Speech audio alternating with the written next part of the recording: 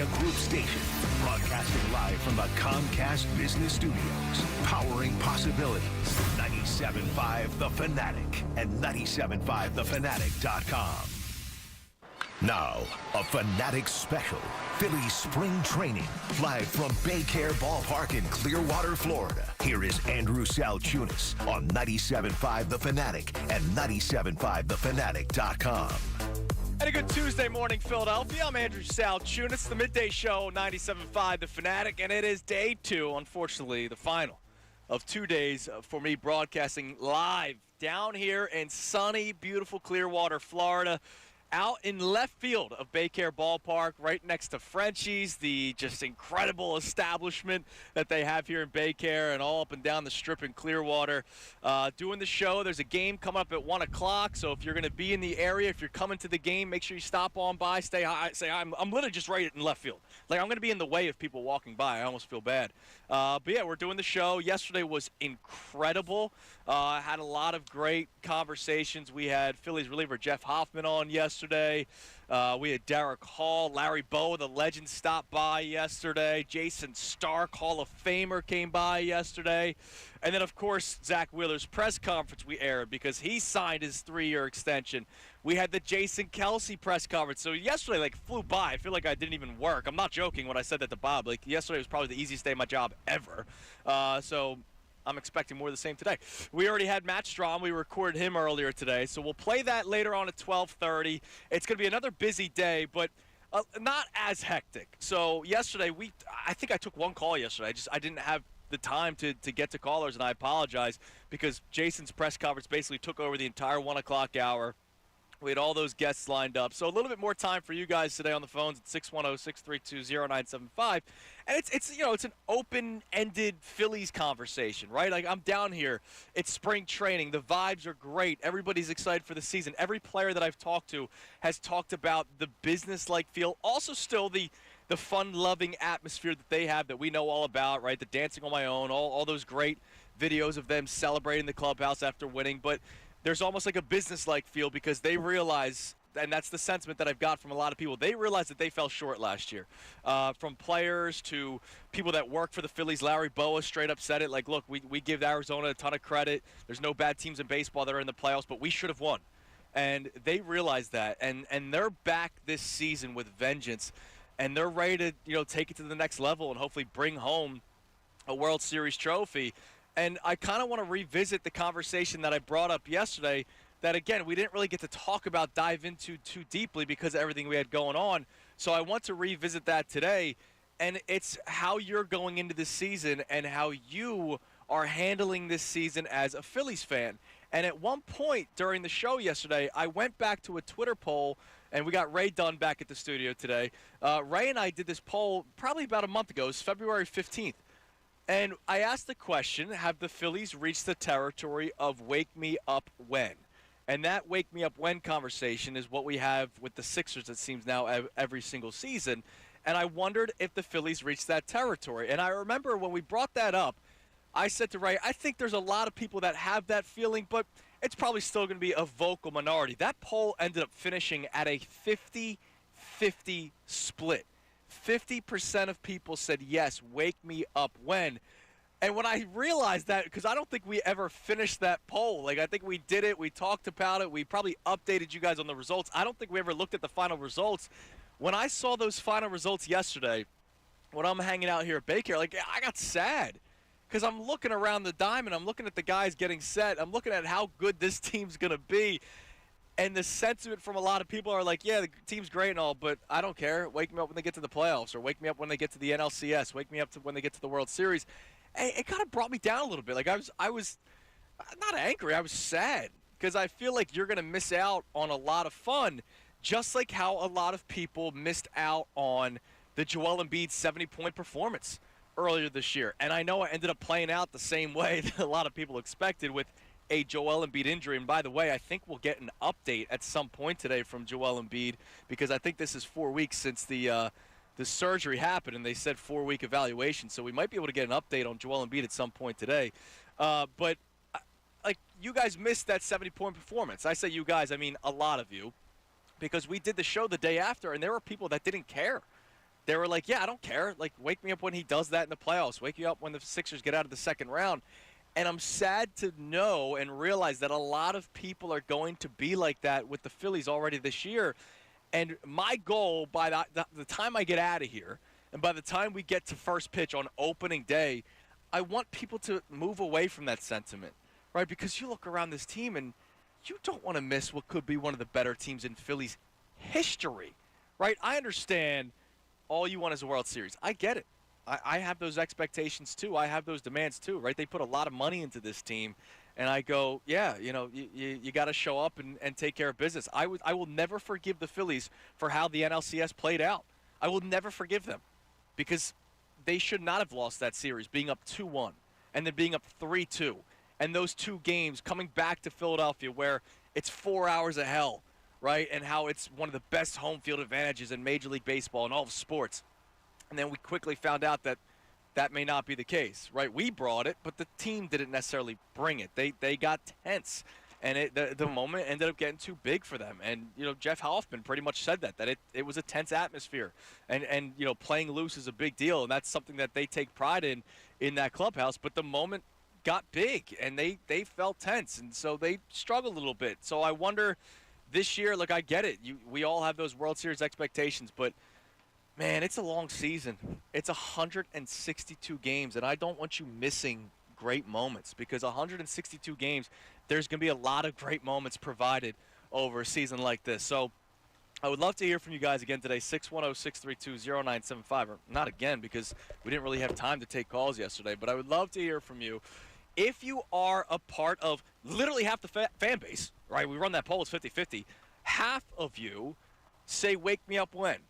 I would love to talk to you about it because I would like to get your, where you're coming from, right? We had a tweet that I read yesterday from a guy that said, I'm out if they don't get to the World Series this year. Like, I'm out? This is only year 3 of what is going to be an incredible window. I know it's year 6 of Bryce Harper, but it's been 3 years of now incredible baseball. You have 3 more years after this season of Zach Wheeler, so 4 more years of Zach Wheeler. You have Aaron Nola locked up for a 7-year extension, right? I mean, this window's open right now. It's not over after this season. If they don't reach the World Series this year, you can't say, I'm out. I understand the expectations, but don't drive yourself crazy. Live a little. Have fun with this team. It's going to be a great season, and we're going to talk about it all day again today at 610-632-0975. We have still a busy show, but more time for your calls today. Coming up in the next segment at 10:30, we'll be joined by Tom McCarthy, right, the TV voice of your Philadelphia Phillies. The game's at 1 o'clock today, so we have Tom on earlier so he can get ready for the game today. So he's going to be joining us coming up at 10:30. Can't wait to talk to him about this season, about how this team's been. Obviously, he's around the team more than I am when they're down here in spring training. So love to get Tom's thoughts on where this team is at so far. And I'm going to talk to him about Jason Kelce too, right? I mean, Tom McCarthy's a Philadelphian at this point, right? He's been doing play-by-play for the Phillies for a long time now. So we'll get his thoughts on the Jason Kelce speech, but also just how he got it, right? And that's one of the things I also want to talk about with you guys on the phones. How important it is to you, a Phillies fan, a Philadelphia fan, not just Phillies, a Philadelphia sports fan. How important is it to you when you see a player who just gets it? Because that's Jason Kelce, man. He just got it. I said it during the crossover with Bob and Pat and Brendan that, I mean, he just got it, and it's going to suck to not see him on Sundays anymore, but it's just going to suck, period, not seeing a guy like that anymore because it seems like it's missed sometimes. Players just don't realize how it really isn't all that hard to play in Philadelphia as long as you just freaking give a damn and you relate to the city a little bit. Like, you see players walking around all the time that feel like, their you-know-what doesn't stink, right? Jason Kelce's a guy, he just gets it. He realizes that if you just play hard and if you relate to the city, like, you're a king, you're a god, and that is Jason Kelce. So I would love to hear from you, not just your Phillies conversation about how you're going into this season with your expectations and how you're acting during this season. I would love to hear from the 50% of you that say, wake me up when. But how important is it to you as a Philadelphia sports fan? I've done this topic before of, do you care if you like a player or not? And I necessarily don't. Like, I just want to win. That's what I care about, right? if you're a JO but you win a championship, like, okay, thank you. Like, you won a championship. You're a hero of mine. But I also understand the connectivity of us and player, and it is a special bond. And Jason Kelsey had that. So how important is it to you when a player just gets it? Would love to hear from you, 610-632-0975. So Tom McCarthy is going to be joining us coming up next at 10:30. I'll have time for calls before we get to Tom. We have a lot of other stuff in store for you. Jeff McLane at the Inquirer is going to join us at 11:25. I understand that, I'm down here talking Phillies, but the Jason Kelsey thing just means so much. It was such a cool moment. I was hanging out after the show yesterday at a bar, believe it or not, and there was a TV in front of me of local news down here in Clearwater. And they were but they were showing clips of the Jason Kelsey press conference. Think about that for a second. Florida, Clearwater Beach is carrying clips. They're showing clips on their 5 o'clock news. Think about that, the 5 o'clock news of Jason Kelsey's press conference here in Florida. And I know there's a lot of transplants from Philadelphia down here in Florida. That's not why they did it. It's just Jason Kelsey ended up being bigger than Philadelphia. And that's incredible. So we'll talk to Jeff McLane at 11:25. We'll talk to Tom Burgoyne, friend of the Fanatic, at 11:35 as we're here in Clearwater, Florida. Alex Coffey of the Inquirer is going to be joining us at 12. We'll play the Matt Strahm interview that we did before the show coming up at 12:30. And then after that, the game starts at 1 o'clock. So I'll stand up, I'll watch the game a little bit, talk about the game a little bit, and talk to you guys at 610-632-0975. I'm Andrew Salchunas. I'll get to Ray coming up next because Ray's back with us. I'll hear from him. He had some world travel issues, so he missed yesterday. Not that yesterday was a big day or anything. No offense, Ray. So we'll get to Ray coming up next, all right here on 97.5 The Fanatic. Fanatic Sports Update. Kelsey calls it a career.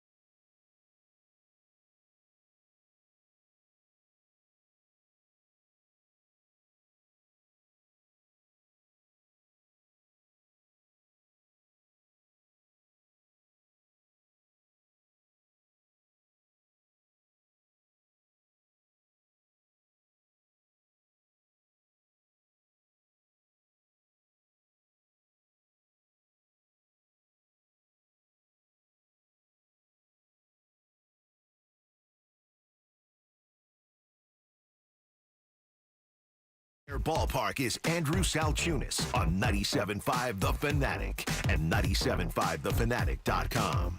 It is 10:21 on the midday show here on 97.5 The Fanatic. 10 o'clock hour brought to us by Window Nation. Take advantage of Window Nation's 50% off sale on all style windows. Plus, make no down payment with no payments and no interest for 12 full months.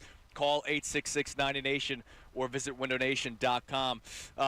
Ray, I know you're weeping for me back at the studio. I'm now standing because they're doing BP, and I have to be able to see the over the advertisement of the outfield fence to make sure I don't get hit. So I know you're weeping for me. I know everybody's weeping for me right now that I have to stand and do the show. Your life is so difficult. Yeah. So upsetting to hear that you have to stand up and watch batting practice. I know. How awful. And one of the security guys just got in my way, so now I can't see, and now I'm even more at risk. You're in such danger. Yeah, it's unbelievable. All right, so I would love to hear from you guys at 610-632-0975 about the Phillies and your feeling going into the season. When I ask the question once more, is this a wake-me-up-when season? And, Ray, I don't think we ever ended up finishing up the poll. I don't think we ever gave the final results. So when I looked it up yesterday, I was shocked when it was 50-50, dude. Literally half of the Philly fan base is saying wake me up when they get to the playoffs. And that bums me out. I'm currently watching, not to, here I am watching BP. I'm watching BP and I'm watching Kyle Schwarber, just raking. I'm seeing JT Realmuto. Bryce isn't even out there. You got Bryce Harper. You got, Trey Turner. We're expecting big things out of this year. You got Nick Castellanos. This is such a good ball club. Zach Wheeler signs his extension. Aaron Nola's back.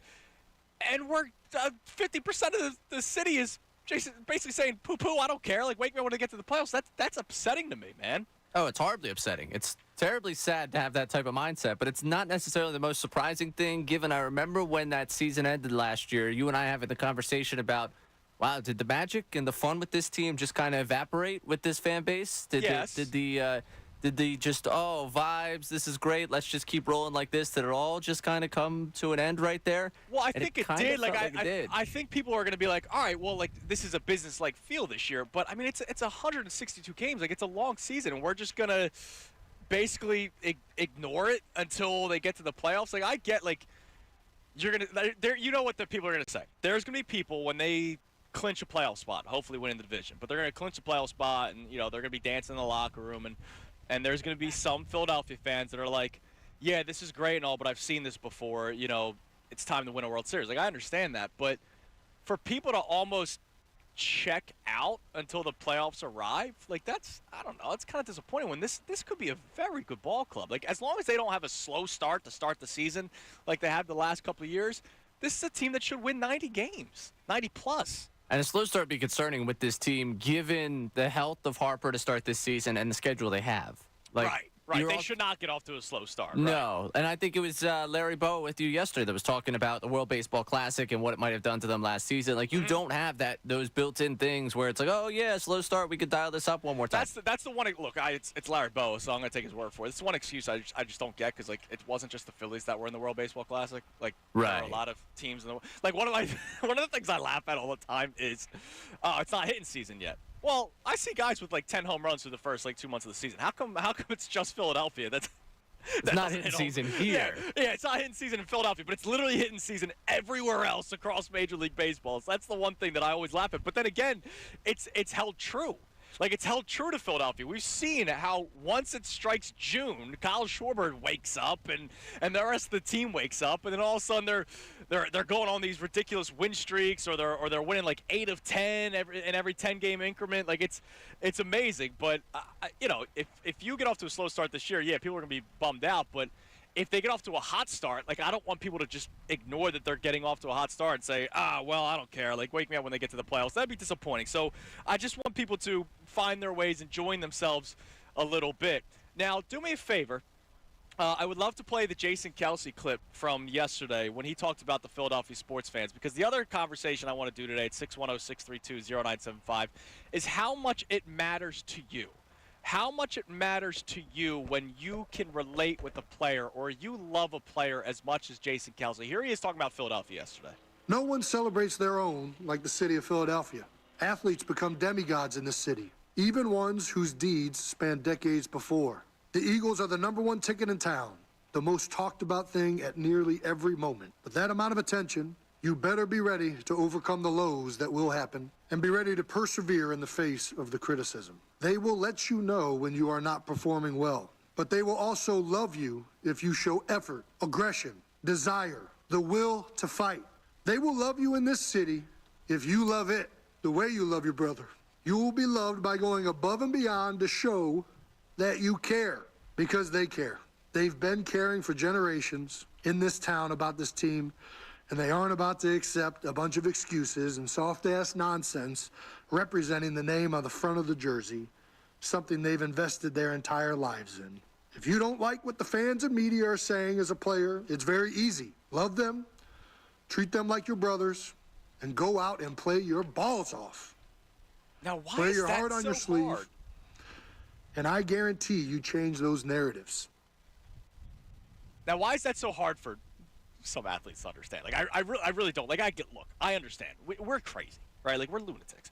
That's why when teams come here in the playoffs, like the Atlanta Braves, we are yelling and screaming for 3-4 hours to the point where Ray and I are losing our voices, and we talk on the radio for a living, and that's probably a dumb thing to do, but that's what we do. And so, like, how is that so hard for people to understand? Now, I get it. Not every player is going to have the relationship with Philadelphia like Jason Kelce did. I'm not naive to that, but like when I hear Steven Nelson the other day, when I hear Darius Slay the other day, and they're, oh man, we're getting booed and it sucks, man. Like, yeah, because we care. And I love that Jason Kelce brought it up. Like, we've been here for generations, right? Like, you've been here Jason Kelce's been here for a long time, 13 years. But some guys are here for a cup of coffee, and they think they know Philadelphia. And I just don't get that, like, why that's so hard to understand. But I would love to hear from the people at 610-632-0975. How much does it mean to you when there is a player that just gets it? Let's go to the phones because we'll be joined by Tom McCarthy momentarily. Let's go to Tony in West Philly. Tony, you're on 97.5 The Fanatic. Tunis, good morning. What's up, Tone? It's a couple things. I want to comment on Jason Kelce, but to answer your question, I don't think that it's hard for these athletes to figure out. Darius Slay and the other Eagles that complain, they just saw him. Because I just heard T.O. this summer say that Philadelphia was the greatest sports fans that he ever had played. He was on a San Francisco radio station. Yes, he was. The ones that always complain about Philadelphia. And they said San Fran or Dallas. Like, who did you like playing for more? And he said, I'll be honest. And they didn't even ask about Philadelphia. He brought up Philadelphia himself. Yes. T.O.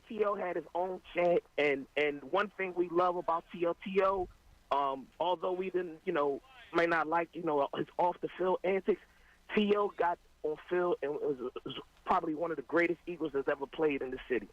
So Darius Slay and then all that's just solved. They don't get it because they're not the player T.O. was. Everyone in this city respects T.O. And then we've seen T.O. We all remember what T.O. did for this team. Right. And I want to comment on Jason Kelce.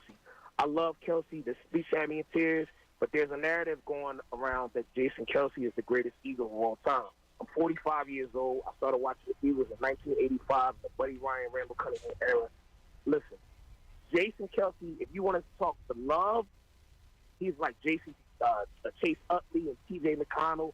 Yes, he's for love. Oh, more than T.J. McConnell. Like, come on. Don't compare Jason Kelce and T.J. McConnell. No. I'm just saying, as far as beloved players, but, I mean, I cannot put him over Reggie White and Brian. Yeah, no, I understand that. No, I think, look, I get it. I think a lot of people are in their emotions right now, but he is a forever Eagle. He's a Eagles Ring of Honor guy, and he'll be. Him. He had me in tears. It's just that I don't want to be that fan. I don't want people to look at Philadelphia. They just no. We know what we're talking about here. We're a sports city. We know our sports, and we can look objectively at the career. Yeah, I know. It was an emotional day yesterday, Tony, and I appreciate the call, brother. Always great hearing from you. You just heard a voice. It's the great Tom McCarthy. I should understand that if I have a headset on, that might go out over the air if I say something. Well, he was saying how he's heard people on social media or read stuff on social media. He's heard a few callers say that Jason Kelce's like the greatest Eagle of all time. He goes, he's not the greatest Eagle. He's just got that connection like Chase Utley. Like T.J. McConnell. I'm like, whoa.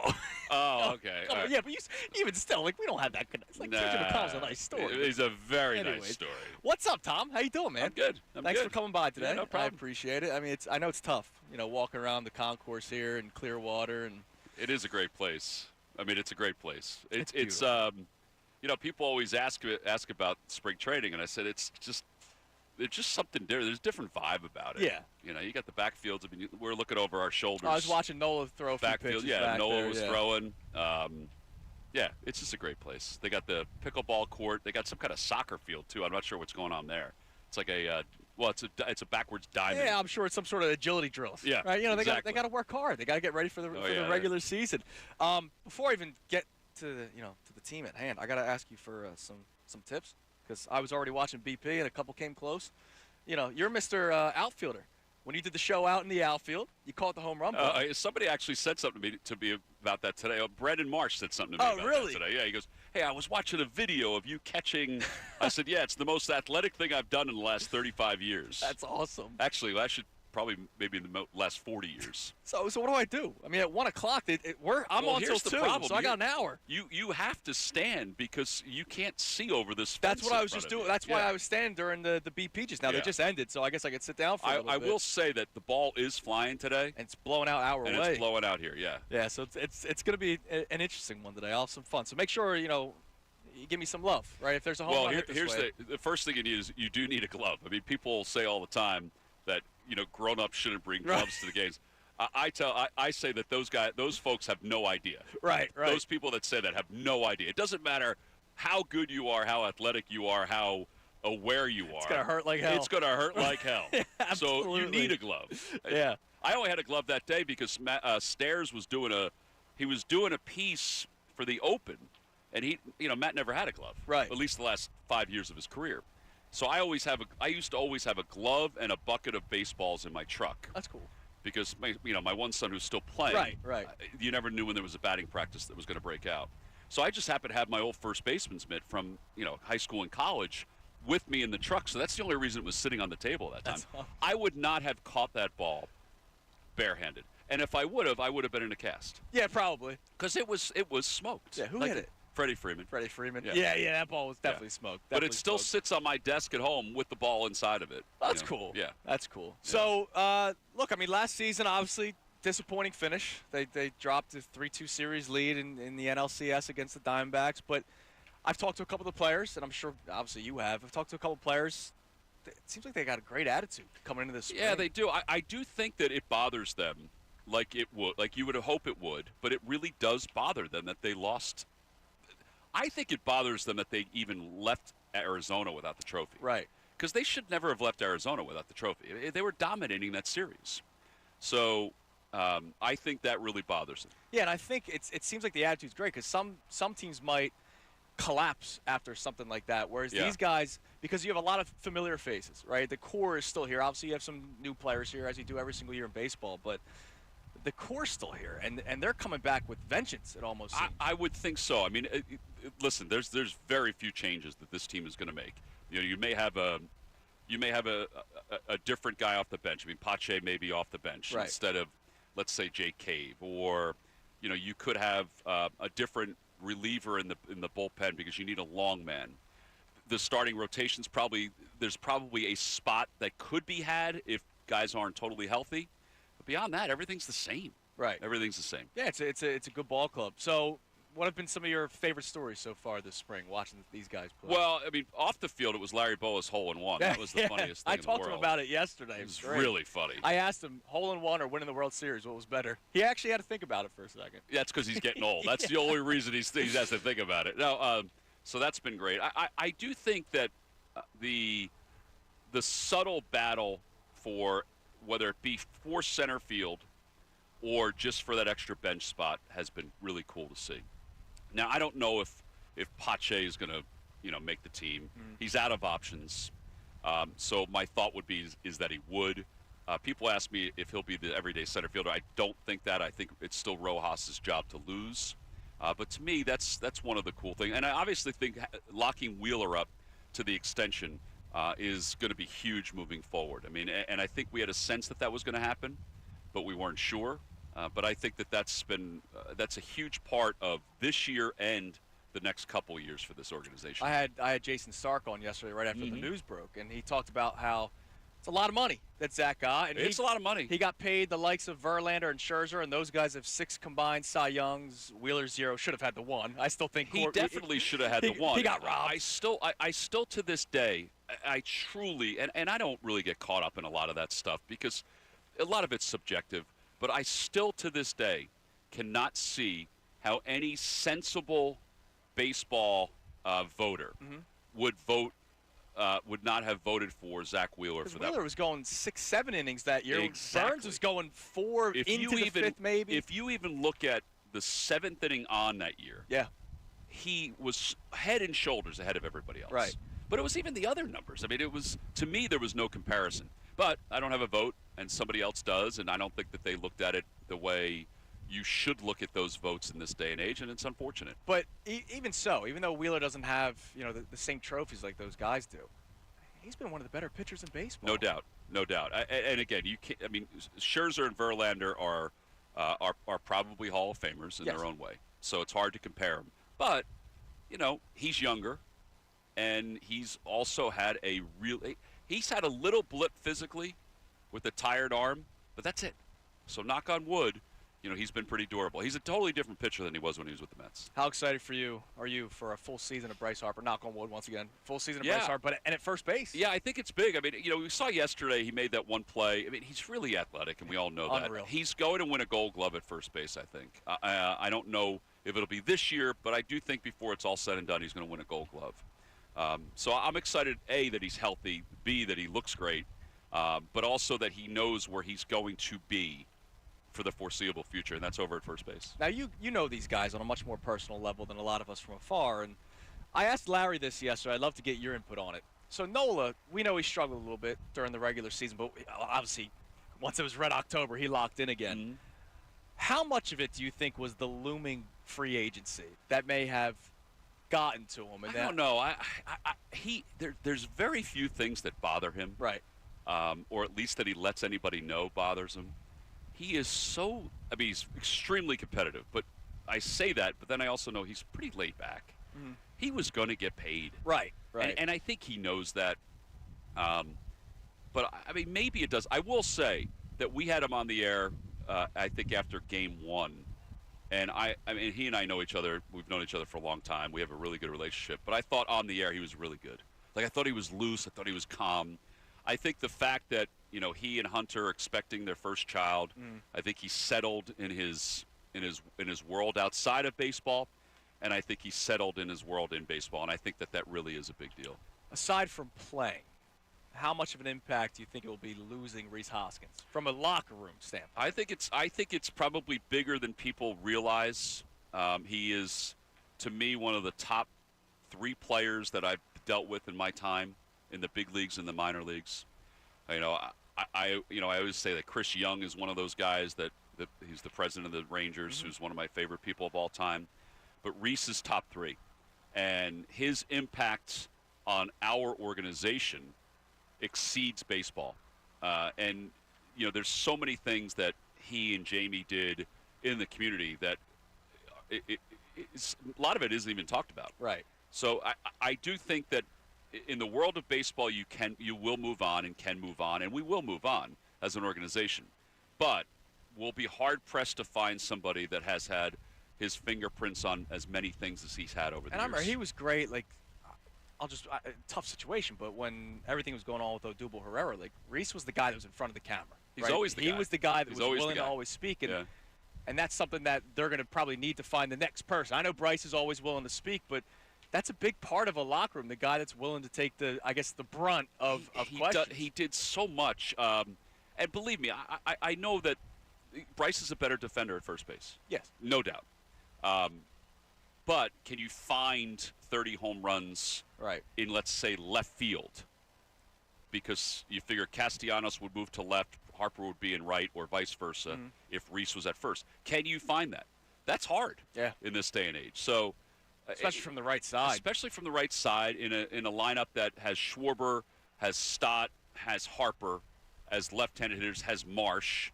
So to have and we do have balance. The Phillies do have balance this year. But to have that with 30 home runs, it's going to be hard to replicate. But I'm happy for him because I think he got a really good deal. Yeah. And I think he's got a deal that he can control. What's the storyline you're most excited to follow this season? For me, it's getting off to a really good start and not looking back. Yeah. That's the storyline I hope this team has, because I feel like it's right there for them to do it. And people wonder, if there are flaws, how do they fix it? Well, they're gonna fix it. They'll go out and get somebody. They'll go out and go out and figure it out. For me, it's getting off to a really good start. That's the storyline I'd like to see, because I think there will be kinetic energy in the ballpark from the start. Oh yeah. And I don't think, and I think a really good start's going to make that flow the entire year. Because you don't have to win the division, but my gosh, it would be really good to win the division. It'd be great. It'd be great. Now, before I let you go, Trey Turner, I think a lot of us are expecting post-ovation to start off hot this year. I would think so. I mean, he's definitely more comfortable in his skin right now. And he's such a good ball player. He's a really good ball player. So I think my feeling is he'll have a good year. People ask me, do I think he'll bat leadoff? I do not. Mm-hmm. I think Schwarber will still bat leadoff. But works. It just works for them. them. It could change, but for me, I think he'll still bat in maybe the number 2 spot. Although there's some thought if he bats leadoff, then Stott can bat number 2. That could happen. But Harper's going to bat 3rd, so I do know that they want left, right, left. Okay. Right. So unless that changes, I think it'll be Schwarber. It'll be Turner, it'll be Harper, and then I think it'll be JT batting cleanup. And after that, it's going to be such a fun season. I hope so. You do such a great job, Tom. Oh, thanks, Seriously, brother. I appreciate you're it. Tremendous. You're a true professional, and make sure you keep Kruk in line. Yeah, I know he's that coming might in be next tough. week. I know that might be tough. I think he's coming in next week. All right. Well, yeah, because you got the Dalton Foundation on Sunday, yeah. right? Yeah, on so Sunday. I know you guys are gonna have a lot of fun with that. Listen, thanks for coming on today. I You got really it. My appreciate pleasure. it. That's Tom McCarthy joining us here live from Baycare Ballpark. Coming up, we still have a lot in store for you guys today. Matt Strahm, we were joined by Matt Strahm earlier today. We'll play that coming up for you guys later on the show. Alex Coffey of the Inquirer is going to be joining us. Tom Burgoyne is going to be joining us. So that's going to go any which direction it could possibly go. And it's a lot of fun. We'll continue the conversation next right here on 97.5 The Fanatic.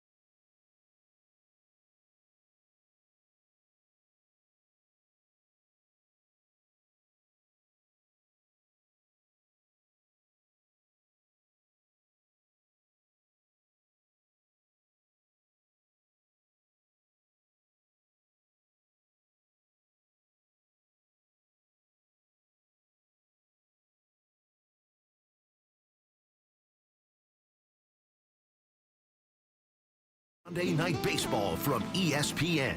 Now, more of our Phillies spring training special with Andrew Salchunas live from Clearwater, Florida. This is 97.5 The Fanatic at 97.5thefanatic.com. It is 10:51 on this beautiful Tuesday morning, at least here in Clearwater.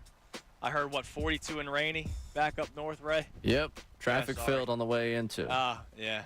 Yeah, I'm sorry. I didn't hit much coming over here. You know, a little slower start down here. You know? Well, we got here early. I got to get up early. I had to work. Oh, yeah. I wasn't trying to get in early either. It's a good point. Yeah. Of course not.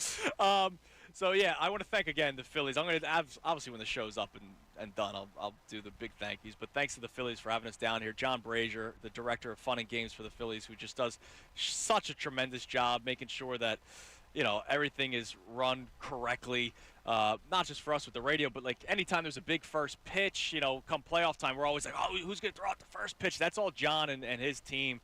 They put that together. So he just does such a tremendous job. It's such a family-run organization here. I mean, we just spoke with the security guard during the commercial break. He retired. He was a cop in Bethlehem, so we thank him for his service. He retired back in 2003, moved down here, and has been a part of the Phillies and the Threshers, you know, working down here in Clearwater since then. And he's just like, everybody's so nice here. It's such a family-run organization. So I want to thank the Phillies for having us down here. It's been a blast. And I want to thank Tom McCarthy, who just joined us. And he had a lot of great stuff to say. I mean, look, it's a business-like feel this year. Obviously, the spirits are still high, and they'll probably still have their fun atmosphere, but they're ready to win. They're disappointed from how last season ended, but they're not walking in with their you know, heads down and their tails between their legs. Like, no, they're coming out here and they're ready to play. So I think we should be ready for a hot start. And Ray, you said it best. Like, you know, they also have a pretty easy schedule, so they don't start off hot. It's going to be that's alarming, which I doubt that's going to happen. So I'm excited for it, and let's revisit, let's reset, 'cause I know, you know, we had Tom McCarthy on last segment. So here's what we're talking about today. The phone lines are open at 610-632-0975, and we don't have a guest until Jeff McLane joins us at 11:25. But the Phillies conversation that I want to have for you guys today is trying to have fun and enjoy the season, because we ran a poll almost a month ago, and 50% of you said, wake me up when they get to the playoffs. And that's, like, to me, that's disappointing when you have such a good ball club in front of you. And I understand that you have World Series expectations and NLCS and bust, or World Series and bust. But I don't know, you look at the team, the players around the diamond, and you go, man, I don't want to ignore this, and I don't want to miss this. I don't want to miss them winning hopefully 90-plus games and then just all of a sudden wake up come playoff time. Like, I want to be a part of this journey, because if they do win a World Series this year, you don't want your journey to have just started in September. You want your journey to have started in April or even in March if you're paying attention to spring training. So, you know, it's sad. Brazier, heads up. They're still doing BP, and John's on his phone. That one came pretty close. Unreal. That was a nice little shot. But, you know, I want people to enjoy it as much as they can. So the phone lines are open, 610-632-0975.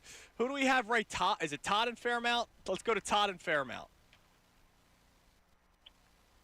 Hello? Todd, you're on the Fanatic. What's up, Todd? Awesome. Hey, thanks. Yeah, just want to check in about the, the question, the wake me up question. As far as this ownership group and front office, I've been begging for something like them for the last 40 years. They're absolutely perfect. I mean, couldn't have a better ownership group or front office right now. Dombrowski, brilliant communicator, knows his job.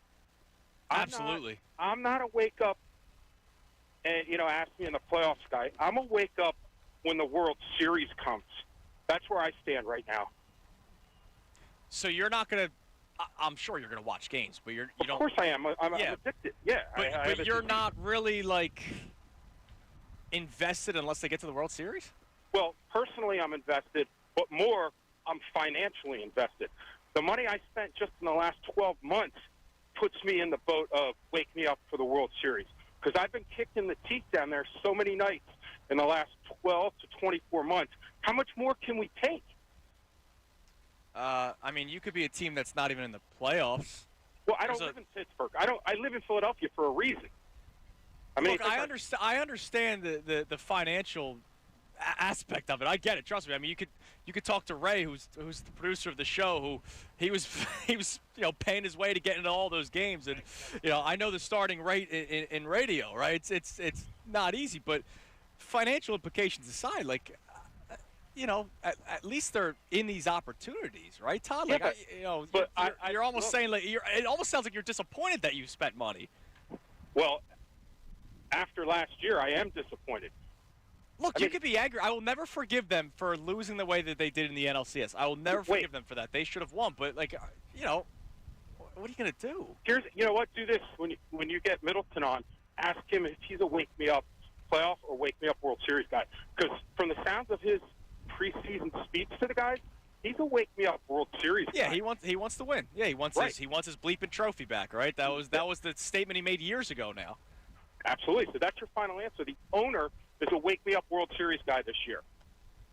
Okay. Look, Todd, I appreciate the call. I appreciate your honesty. Like I'm not gonna argue with anybody who has that take. It's just disappointing. Like he almost sounds angry that he's been financially invested, and I get it. Like Ray, I want your input on this. Like you've spent a lot of hard-earned money, right, to get to these games the last couple of years, but obviously it's in hopes to win a World Series. But part of the journey is the joy that you took in the NLDS and 2 years ago the NLCS and even the World Series when they're up 2-1. Like you're going to these games and you're enjoying the moment. And of course they didn't get the final job done, but like Todd almost sounded angry. Yeah, I mean that was kind of concerning. I'm wondering if Todd finds the enjoyment that he should in all of this. Like that to me, as upsetting as the last ending of the last two seasons has been, and really last season, because again 2022. That was just when they got in. It's like, okay, let's see what they can do. And the fact that they made the World Series to me was a nice surprise, a lot of fun. Like that run was something unique to last year, where there actually were expectations and they choked and they fell apart at the end. But I'd look back at the two seasons and even last year, where really, I remember I made such a big deal. It was the day after or the 2 days after. Like you're not going to get. A flag up there in center field. Like there was no division, there was no pennant. Like it was just a season where it was extremely disappointing. Right, but am I going to pretend like when I was there for the clinching game against the Braves that I didn't have an amazing night and I didn't have an amazing time celebrating with people when they beat the Braves? Someone posted the Rojas catch the other day. It came up on my timeline. I sent it to my buddy. I had Strahm on today, and I was getting chills myself asking him how it felt to get the final out. Right. Of the NLDS, of a season that ultimately we're pissed off that they didn't even get to the World Series. Like, ultimately, we were extremely disappointed by the end of the result, but it almost sounded like I understand being angry and being upset. Like, you heard me the day after they lost Game 6, let alone losing Game 7. Like, I was miserable. I was furious. But for me, going into this season, like, he almost, like, Todd sounds like the guy that if they win the World Series this year, he'll be sitting there with his arms folded saying, good. Right, and like that's they better have. I can't get myself to that mind space. Like I almost get concerned for you when you're in that mind space. Like you kind of got to break yourself. Like we can have the expectations while also having the enjoyment.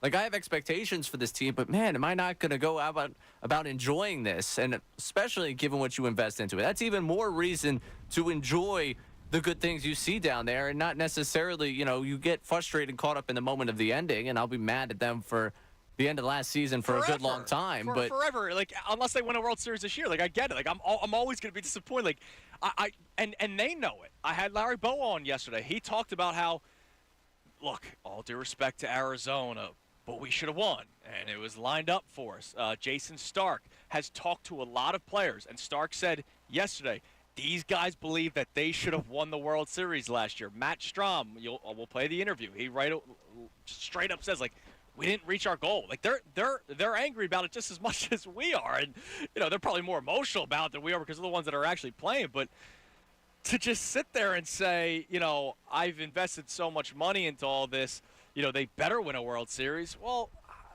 I don't know. And then you go, well, I'm not Pittsburgh. Well, all right, then you should. We should still be slightly grateful that this team is as good as it is. Now, to Todd's credit, he was saying how grateful he is for this ownership group, for Dave Dombrowski and for John Middleton. So that's great. Like he realizes that they're trying to win, but I don't know, like that was like disheartening hearing that. But I know he's not alone because we ran that poll. Now everybody might have different reasons. It might not just be the same financial reasons. Everybody has different reasons. But again, 50% of our audience the other day, less than a month ago, and I realized it yesterday, is saying "Wake me up when." So I would love to hear from you guys at 610-632-0975. When it comes to that conversation, are you a "wake me up when" kind of person, or are you going to sit back and enjoy the ride and obviously still have the expectations that you have, but you're not just going to be thinking World Series, World Series, World Series every single time? By the way, Ray, go ahead. Now, he mentioned Pittsburgh, and like I get like the comparison, they don't spend money, the whole thing, but to get so lost in the last 2 years that you forget the decade that led up to that, or you forget that there was 14 years between 93 and the golden 5-year run. They've made the playoffs 16 times in their 1,000-year franchise existence. Like, have fun. Right. Enjoy it. That's the thing. Like, I know we're a big market. We should have success. We also, we should have more titles. Yeah, absolutely. But the idea that this has been an organization that long-standing has been, this is not the Yankees where it's 27 rings, and I want to have expectations of winning championships, and we should hold them to those expectations, but you shouldn't hold them to the expectations where you hold yourself hostage of enjoying something and being a fan and getting caught up in the moment. Like I can't, like you mentioned, the arms folded with good. Like, good, they won the World Series. Like I paid my money for this. Even when we went into the Marlins, the wild card series last year, I expected them to win that series. Yes. When Bryson Stott hits that grand slam and I'm in the crowd, I'm having the time of my life. Right. And we get to the end of that game, and I'm celebrating. I'm always team pop the champagne and enjoy it for the players. Why wouldn't you do it yourself? You know how much you put into this team, and you know how little you see in terms of postseason return and success. I don't want to beat up Todd. Like, I think he's a Phillies fan, right? Like, he's a diehard Phillies fan, and he's invested, and he loves his team. He loves the ownership, but it's just the way he said it almost bums me out. Like, I don't think it's a Todd problem. I think it's just it might be a lot of people that are feeling that way, and that's disappointing. So I'd love to hear from you guys. 610-632-0975. Ray, I watched a home run ball hit the Frenchie sign on top of Frenchie's. Wow. Like, that's a shot, dude. That is. Who hit it? So I don't know. It's kind of far away, and some guys are doing some BP. But it was – so there's a sign on the floor next to Frenchie's that's 390. This hit the top of it. I could only imagine how much further it would have gone had it not hit the sign. So basically watched a 400-foot bomb just happen, like, live here on the air. So that was a lot of fun. So you're again setting the stage for you to pretend that you got hit by a ball. I have 2 baseballs in my hand right now. Oh, good. Good for you. And Vito's got one. So, look, I'll bring you home a souvenir. Oh, thank you. Yeah, come on, man. Thank you. I appreciate it. I can't not bring something home for you. That's so nice of you. There's a 4th. Jeez, all right, so, are you under attack out there? Yes. No, we're literally I'm standing here in left field. Now that one's a fake one. I'm standing out here in left field right now. Like, it's right there. We're gonna find out about your athleticism today. Yeah, and McCarthy kind of freaked me out when he said you should have a glove. Yeah, well, especially BP. I don't need a glove, but it's gonna hurt. That's why I just go to Frenchie's after the show. I'll be fine. All right, so also the other thing that we're talking about, not just regarding the Phillies, but Philadelphia sports in general. So yesterday was the incredible, moving, emotional press conference from Jason Kelce as he announced his official retirement from the NFL after 13 incredible seasons in the NFL, Super Bowl champion, forever Eagles, 6-time All-Pro. You said in your update, future first ballot Hall of Famer. I agree with you. Arguably one of the best centers in football history, not just Eagles in the NFL. So it was an incredible press conference. And something I was thinking about was something that I don't necessarily care as much about. Like, I just want the teams to win. Like, personalities be damned. Like, I just kind of want the teams to win. But I also understand, like, this Phillies team that we've seen the last 2 years, there's such a connection with the city that it would be cool if this team were to win because of how much we can relate with this team, because they're a fun-loving bunch. They love to party. They love to have a good time, which is us in Philadelphia. They get the city. Jason Kelce gets the city. Let's play that one more time, Ray, and then I would love to get your thoughts on it, because I understand it means more for people when they can relate, when they can watch a player that just freaking gets Philadelphia like Jason Kelce does. No one celebrates their own like the city of Philadelphia. Athletes become demigods in this city, even ones whose deeds span decades before. The Eagles are the #1 ticket in town, the most talked about thing at nearly every moment. With that amount of attention, you better be ready to overcome the lows that will happen and be ready to persevere in the face of the criticism. They will let you know when you are not performing well, but they will also love you if you show effort, aggression, desire, the will to fight. They will love you in this city if you love it the way you love your brother. You will be loved by going above and beyond to show that you care, because they care.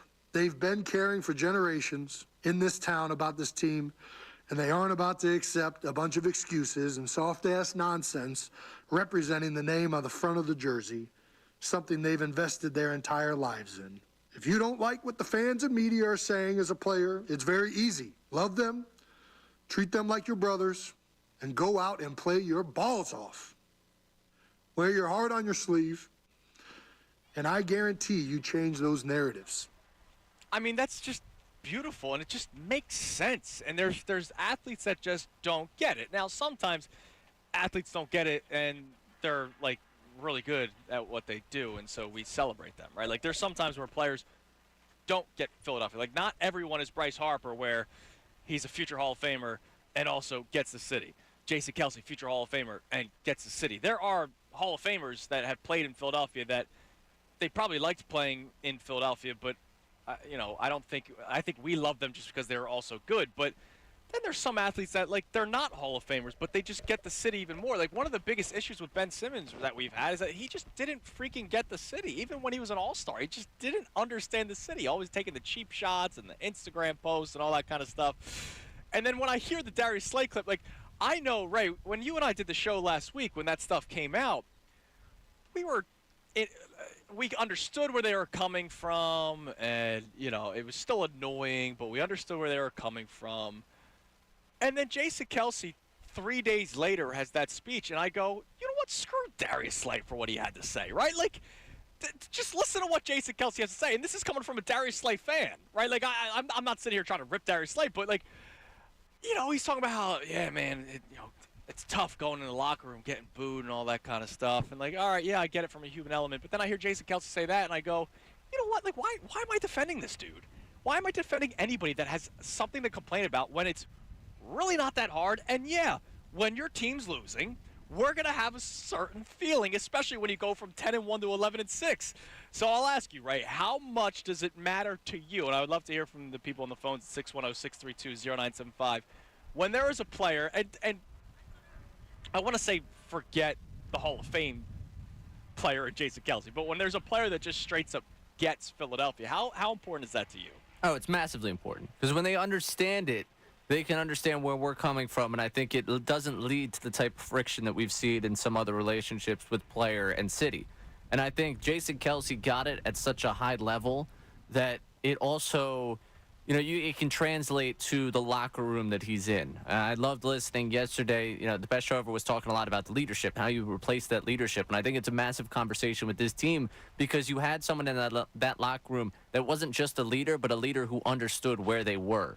Jason Kelce gives us that message, and you can tell that Jason Kelce understands us. And if he understands us, he understands what that team is going to go through playing inside of this city.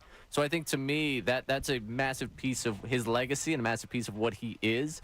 And it means a lot to me, one, because it shows that you actually give, a little bit of caring about where we are, who we are, and what we do. Right. And other than that, I think you're also sitting there, caring about just the space that you exist in and the team that you're a part of. And when he talks about, we're going to be here longer than any Eagle, I think about, even though I'm, 2 years old, I've been an Eagles fan longer than Jason Kelce was an Eagle. Right, exactly. But he understood it, and he understood what it took and what we put into it. And when you understand that, you start to understand why we give you the feedback we give you, and then you're able to kind of communicate that to your teammates. Yeah, and here's what I would do. Honestly, if I'm Howie Roseman, if I'm Dave Dombrowski, if I'm Keith Jones, right, if I'm Daryl Morey, I have that clip on my phone or in my office ready at all times, so that when you sign a player, when you trade for a player, and you just, and they sit down in the office for the first time, you play that for them. That should be played for every incoming player in Philadelphia or draft pick, right? Especially the young kids, right? That hear the horror stories of Philadelphia and how hard it is to play here. Freaking play that for them just so that they can understand. Like Jason Kelsey, if they just Google Jason Kelsey, they'll see how beloved he is in Philadelphia. Take it from what he had to say, and I almost want to like email the teams and be like, can you guys just save this file and play this for every new player that comes to Philadelphia? Or if you're trying to sign a player and it's between you and another team, and maybe it's Philadelphia or cushy Los Angeles Angels of Anaheim, right? Like, hey, Mike Trout, like, you want to be a forever hero? Yeah, come back to Philadelphia, right? You play that for that potential free agent signing and just give them an opportunity to go, oh, wow, that it truly does mean something. It really might not be that hard as long as I play hard and I'm somewhat talented. I think the team should be doing that. All right, so here's the deal. Coming up next, we'll be joined by Jeff McLane. I know it's a very Philly-centric show today because I'm doing the second of 2 shows here at Baycare Ballpark. By the way, the doors are now open, so people are coming in, getting ready. Obviously already grabbing their seats at the first come, first serve outfield grass. So this place can be hopping before we even know. I mean, it's not even 11:15 and it's already filling up pretty quickly. So obviously we're doing a lot of Phillies talk, but that Jason Kelsey press conference yesterday became national news. And Jason Kelsey is a forever hero in Philadelphia. So I'll be joined by Jeff McLane, who's covered him, obviously, for his entire career. He'll be joining us coming up at 11:25. And then I'll get to your calls before that. I'll get to your calls after that. And then after all this, we have Matt Strahm's interview. So Alex Coffey, Ray, actually had to move to 12:30. She's going to join us here on set. We'll play Strahm, who joined me earlier this morning. We'll play him at 12 o'clock. And then Alex Coffey will join us at 12:30, and we'll continue to have a lot of fun. But I would love for you to talk about the 2 topics on hand at 610-632-0975. Your mindset going into this Philly season. That call of Todd was, like, disappointing. I almost want to play that back later. That was like a disappointing call. Like, man, I'm sorry that you're not even going to wait. You're going to wake up when they get to the World Series. Like, that's disappointing. And also, how important is it to you to root for a player that wears one of the uniforms of Philadelphia where that player just gets it? I'm Andrew Salchunas, the Midday Show right here at 97.5 The Fanatic.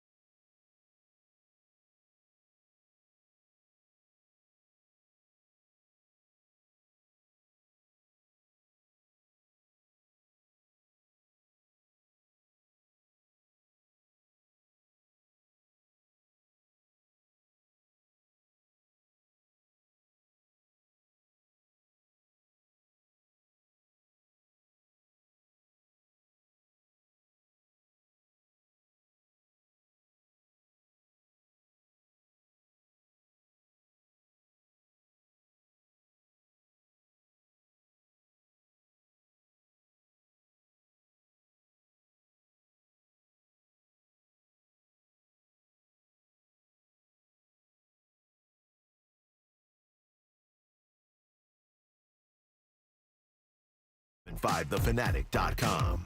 It is 11:21 on the Midday Show here, 97.5 The Fanatic, as I broadcast live from sunny and beautiful Clearwater, Florida. The stadium getting more and more packed.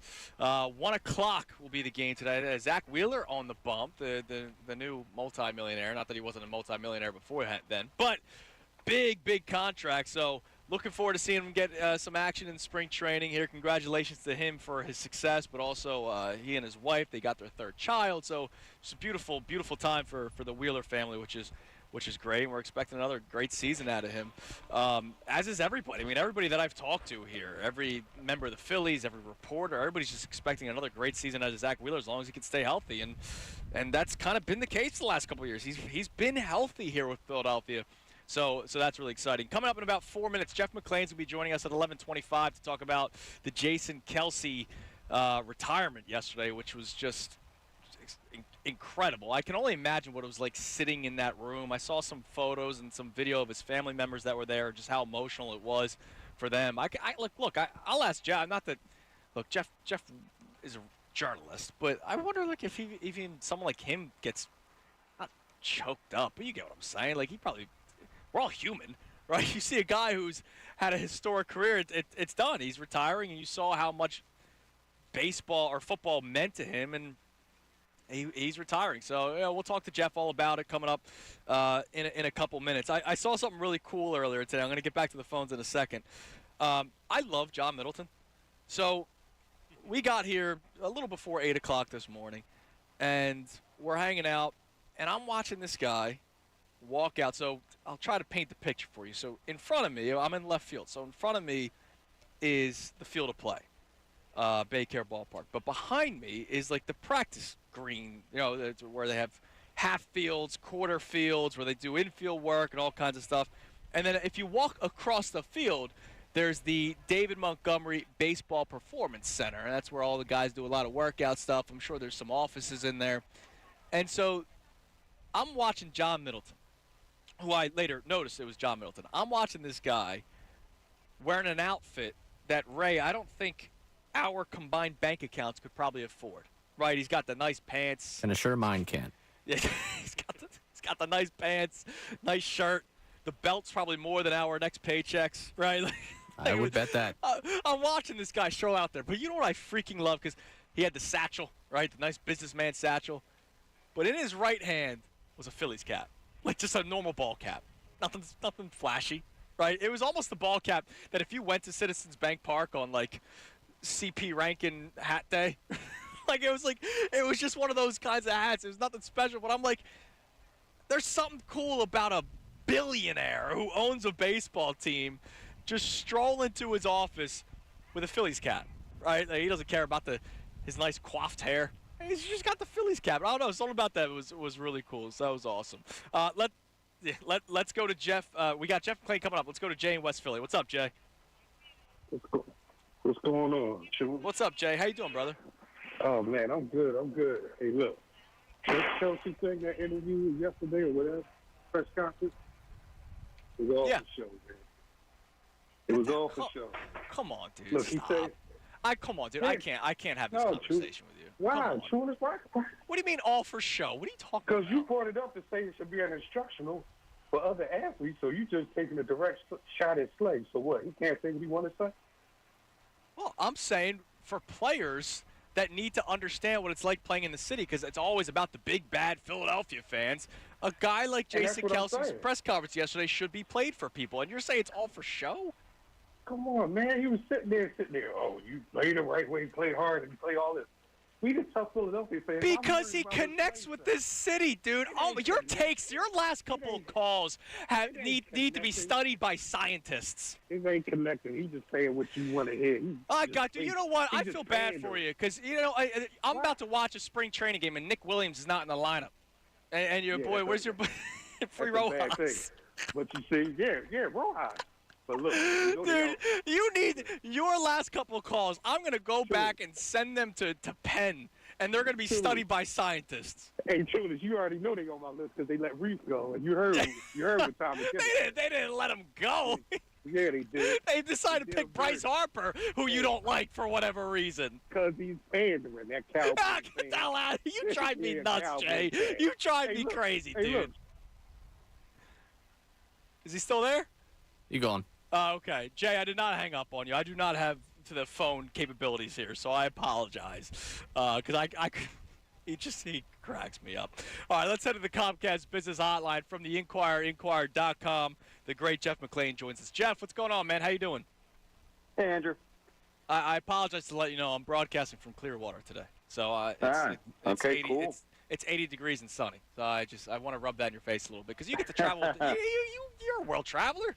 You go on all these road games, so it's my time. All right? Is that fair? Yeah. No, enjoy it. Clearwater's great. Beautiful sunsets. It is.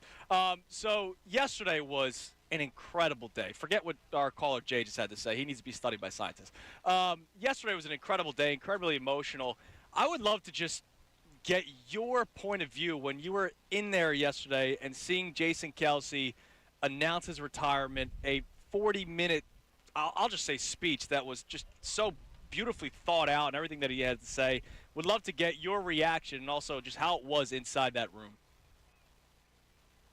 Yeah, I mean, it was impressive, just the way he was able to articulate his thoughts. I mean, no surprise, having covered him for 13 years and heard so much of what he had to say on so many of the subjects that he broached during his announcement. But he clearly spent some time writing the thing out, and as my colleague Mike Silsky kind of wrote at the top of his column, it was about as good as anything we had probably ever could have written about him. I tried my best to kind of capture the moment and capture Jason in my column, but there wasn't really much to say after those 41 minutes. No one else from the team spoke, no one from his family spoke, and understandably so. They wanted to kind of let Jason's words hang in the air, and he declined. He didn't move. He just kind of walked out and said, "I said that's all I got." We had known prior that he was not going to take any questions, and I think he just emptied it out there, emptied the tank, and there were probably a few unanswered questions. Most prominently, why now? I think he alluded to a few things, and I know a few things just having talked to him about the subject over the last several years. But there'll be time for that, and certainly I think on his podcast we'll get a deep dive and they'll probably break it down, him and Travis, when that comes out tomorrow or sometime this week. What was it like covering Jason Kelce? Because we love him here in Philadelphia, not just because of the way he played, but how much he related to the city of Philadelphia. How was it covering him compared to every other athlete? Was it different? Was it easier? Was it more enjoyable? What was it like? I mean, it was definitely, I would say, easier than the most athletes because he was generally always available to us, and it wasn't just to talk about the team and football. It was just a lot of times, or at least I guess I was one of the few guys that covered him his entire 13 years and had gotten to know him pretty well, outside of the locker room, having attended various functions that he was at, and parties, and maybe some social events as well. I don't claim to be close to him by any stretch of the imagination. Right. We have to take we have to take on a role of which we're just kind of fly on the wall. Mm-hmm. And try and stay out of it. But, we had obviously built up a relationship. And, he was, as he's appeared, a lot of people have over the years asked me, what's Kelce really like? And I think, at this point, a lot of them have come to the same conclusion that just having seen him now, the way he's handled everything, that I came to a long time ago, is that, he is as he seems. And as I wrote, he's not only genuine, he's a great dude. And, I'm pretty much as skeptical as sport writers come in this city. I take my job seriously, maybe too seriously, some may suggest. But, and as I wrote again, I'm just kind of repeating what I had written in my column, Jason's authenticity is as true as his beard is long. That's a great line. So I want to tell you my sort of story. After I did the show here, I went to a bar because I'm in Florida, and I'm sitting at the bar and the local news is on, and I'm down in Florida, and they're playing clips from the press conference. And so Florida, I understand that there's Philadelphia transplants in Florida, but I doubt that they're doing that just because they're to appease a Philadelphia audience in Florida. As you've covered him through the years, are you surprised at all at how big he is now and how recognized he is outside of Philadelphia? I mean, between Travis Kelce and obviously the Kelce-Taylor Swift thing, that that also leads to that a little bit. But Jason Kelce's now like a national figure. Is that surprising to you, or have you kind of expected that? No, and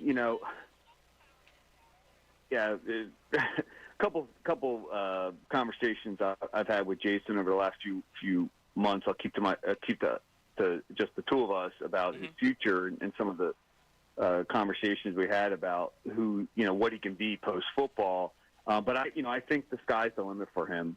And I think obviously the national audience and people out who really didn't care much about the Eagles or football came to see it that way, and yet a lot of that had to do with the podcast and Travis's relationship with Taylor Swift.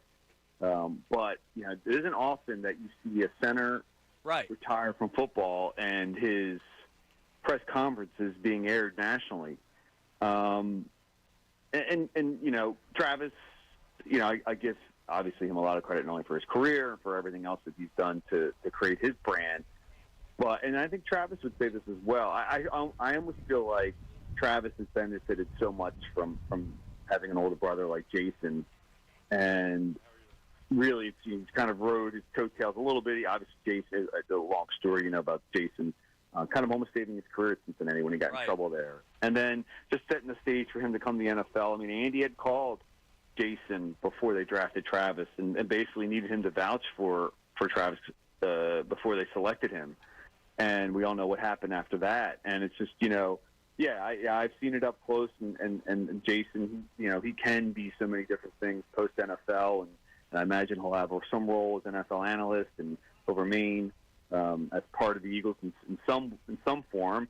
But there's so much more that he can do as well. And he has dabbled in that as well. It'll be interesting to see how that progresses. But I think, as he touched upon yesterday, and I think maybe something that is most important to him is being a husband to Kylie and a father to his 3 daughters. How much is the locker room going to miss him? And I'm not saying just from playing center at a Hall of Fame level. I'm saying from leadership qualities. How much are they going to miss him? Well, before I get into that, I think let's just talk about the football part. What they're going to miss most, to me, is what he does at the line of scrimmage pre-snap. Well, they'll miss obviously his ability at center, but I think they're well positioned with Cam Jurgens at that spot. It's going to take a while for him to match what Jason was in terms of just the production on the field. But I don't think there are many, and he obviously matches him in a little bit in athleticism. But I don't think there was a better offensive line and better center in the league at diagnosing defensive, front sevens and, having just a deep well of knowledge and photographic memory when it came to those fronts and being able to align the protections to account for that. Now, we saw down the stretch that the Eagles struggled against the blitz, but that, doesn't all fall on the center. And we'll see if they're going to give it. There are teams that have quarterbacks that are responsible for setting those protections. We'll see if they give it to Jalen Hurts, or we'll see if they give it to a young center like Cam Jurgens.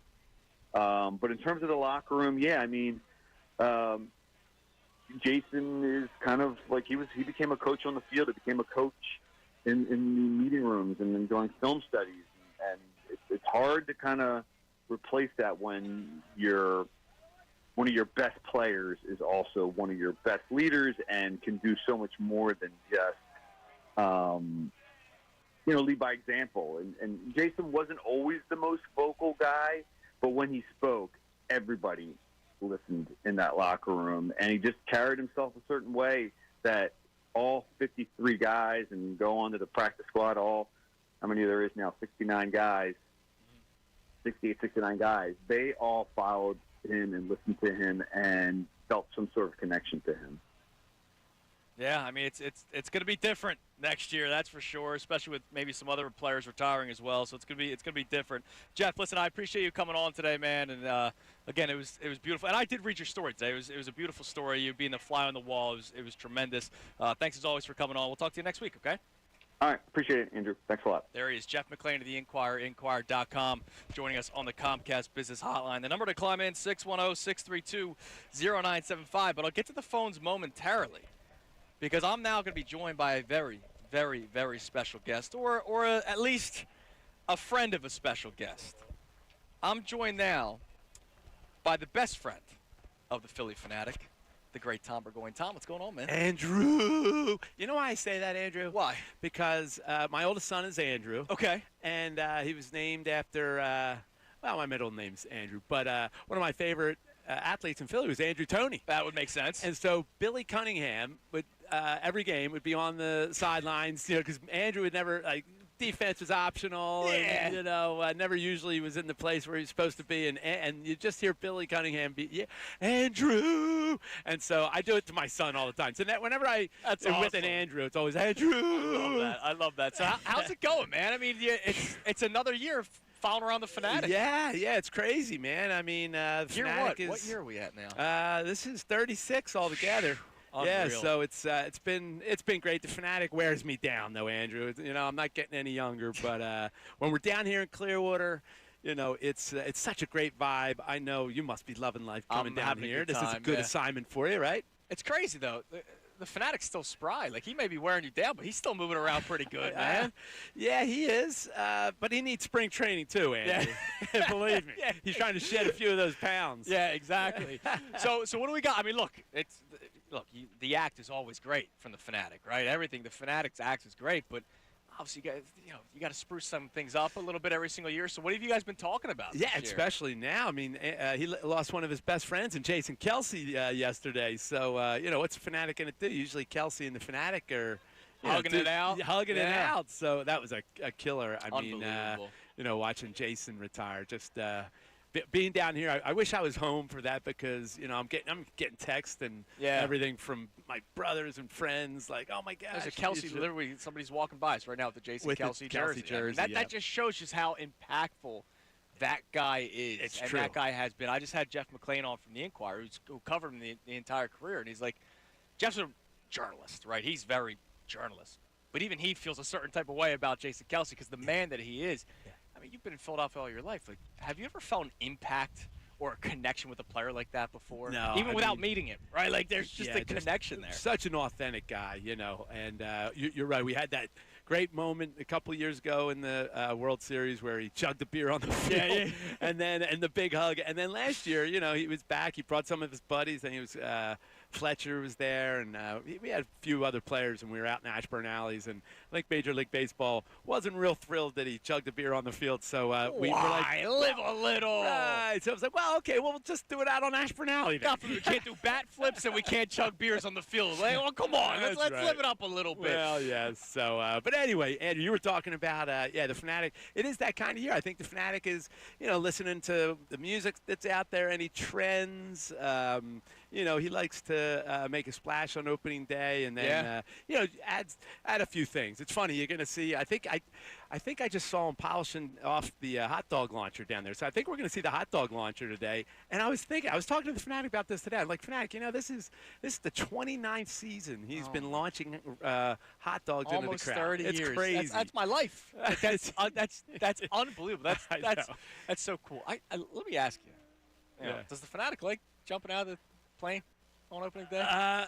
Yeah. It's I see. I'm the guy who usually has to push him. Yeah. I'm up there with him. He gets a little green before he jumps, and then it's usually one kick and out the door he goes. And then he's only done it twice. He's only done it twice, Andrew. Okay. And it was in 1990. Two more times than a couple other people. Yeah, I mean, it was both times the Phillies went to the World Series. So I think he should jump out of a plane more often. Yeah, that sounds good. Listen, by the way, I great podcast. Speaking of, you were talking about Jason Kelsey, the great podcast, Backstage with Burgoyne and Brazier. Yeah, thanks. And hanging out with John Brazier, that's the worst. That is the worst part. Yeah, I mean, That's the worst part of it. But we've been doing it now for 5 years, Andrew, and I know everybody's got a podcast and everything, so you do try to find an angle, I guess. Maybe try to do something a little different, and it's an interview podcast. We like it's having great, though. You guys are so on. invested with the team. You have so many stories that you can and can't tell. There's Yeah. so many great stories. Well, Andrew, that's how it came about.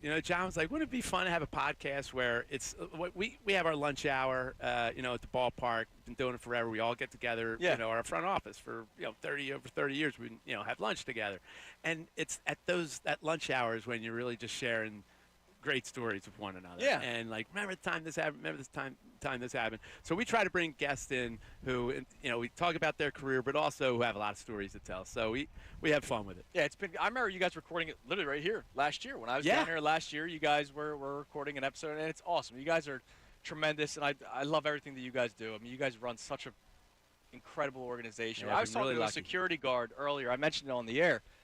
And he was like, yeah, I retired. I was a cop in Ben Salem until 2003. Came down here, and I've been working security for Phillies during spring training, and then works for the Threshers when they're down here, too.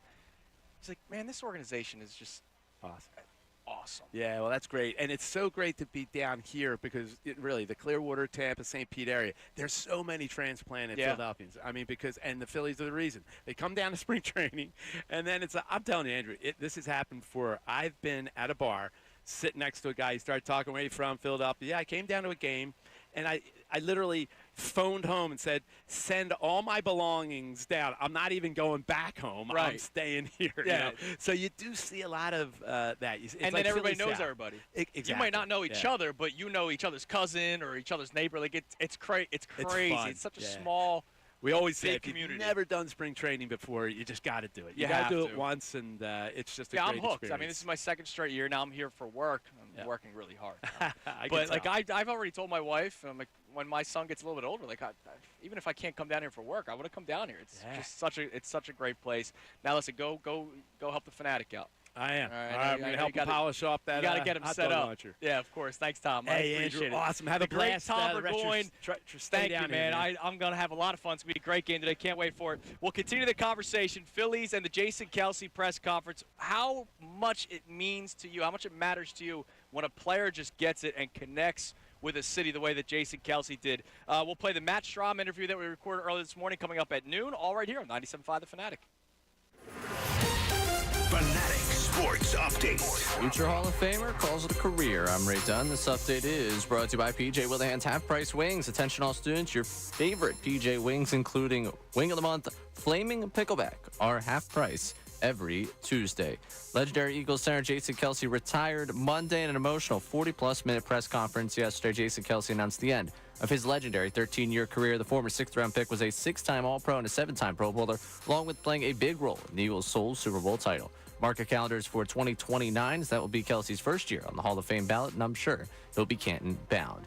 Andrew's spring training trip continues. Since he arrived in Clearwater, the team is 0-1, but they did sign Zach Wheeler to a 3-year, $126 million contract extension. Andrew's got a chance to talk to plenty of people surrounding the Phillies. All of his interviews are available at 975thefanatic.com. Still to come on the show, the Matt Strahm interview coming up at noon. Alex Coffey will join the show coming up at 12:30. Flyers fell 2-1 in a shootout last night. St. Louis Blues. Scott Lawton scored for the Flyers in regulation, while Kevin Hayes scored for the Blues. This update's also brought to you by Allstate. Some people just know there's a better way to do things, like bundling your home and auto insurance with Allstate. Visit allstate.com or call for a quote today.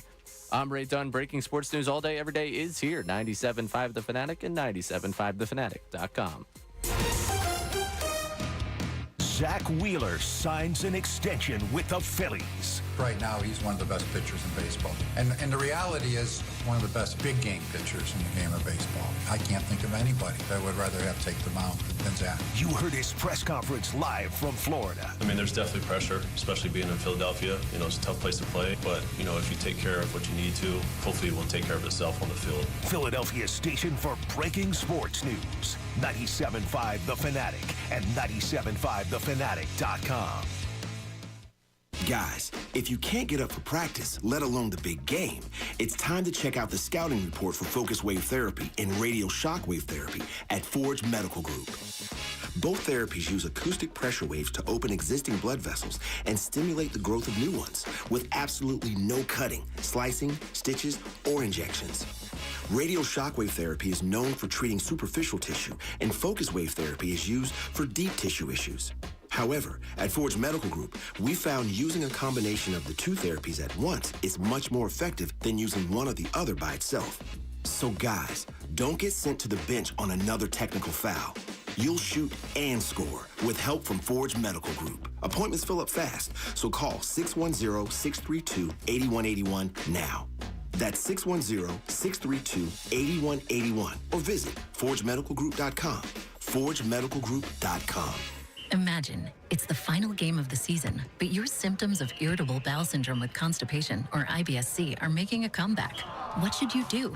Keep managing your constipation with belly pain the same old way? Or try getting ahead of your symptoms by talking to your doctor about Linzess, linaclotide. Linzess is a prescription medicine that treats IBS-C in adults. It's not a laxative. It's a once-daily pill that helps you get ahead of your symptoms. It's proven to help you have more frequent and complete bowel movements and helps relieve overall abdominal symptoms, belly pain, discomfort, and bloating. These symptoms were studied in combination, not individually. Do not give Linzess to children less than 2. It may harm them. Do not take Linzess if you have a bowel blockage. Get immediate help if you develop unusual or severe stomach pain, especially with bloody or black stools. The most common side effect is diarrhea, sometimes severe. If it's severe, stop taking Linzess and call your doctor right away. Other side effects include gas, stomach area pain, and swelling. Imagine, what could relief from IBS-C mean for you? Talk to your doctor and say yes to Linzess. Learn more at linzess.com or call 1-800-LINZESS. Hey guys, Bob Cooney here. At FanDuel Casino, we know the only thing better than a win is a free win. And that's why they made Reward Machine, the daily free-to-play game that gives you a chance to win up to $2,000 in casino bonus. They've given away over $50 million in free bonuses already, and they're just getting started. Every day at 6 p.m., you get 3 chances to spin the Reward Machine reels. There are 3 ways to win. 1, match any 3 symbols for an instant win. 2, collect symbols each day for a chance to win weekly prizes. Or 3, win up to $2,000 if you collect 3 trophies. So what are you waiting for? Download the FanDuel Casino app by going to FanDuel.com/Bob and start playing Reward Machine today. That's FanDuel.com/Bob. No purchase necessary. 21 plus and present in PA. Bonus issue is non-withdrawable casino-only site credit that expires 7 days after receipt. Restrictions apply. See full terms at FanDuel.com/casino. Gambling problem? Call 1-800-GAMBLER or visit FanDuel.com/RG. Meet Cheryl. Hey. She's on vacation and lost in the moment. Unfortunately, so is her Chase debit card. It's gotta be somewhere. Maybe she lost it at salsa night. These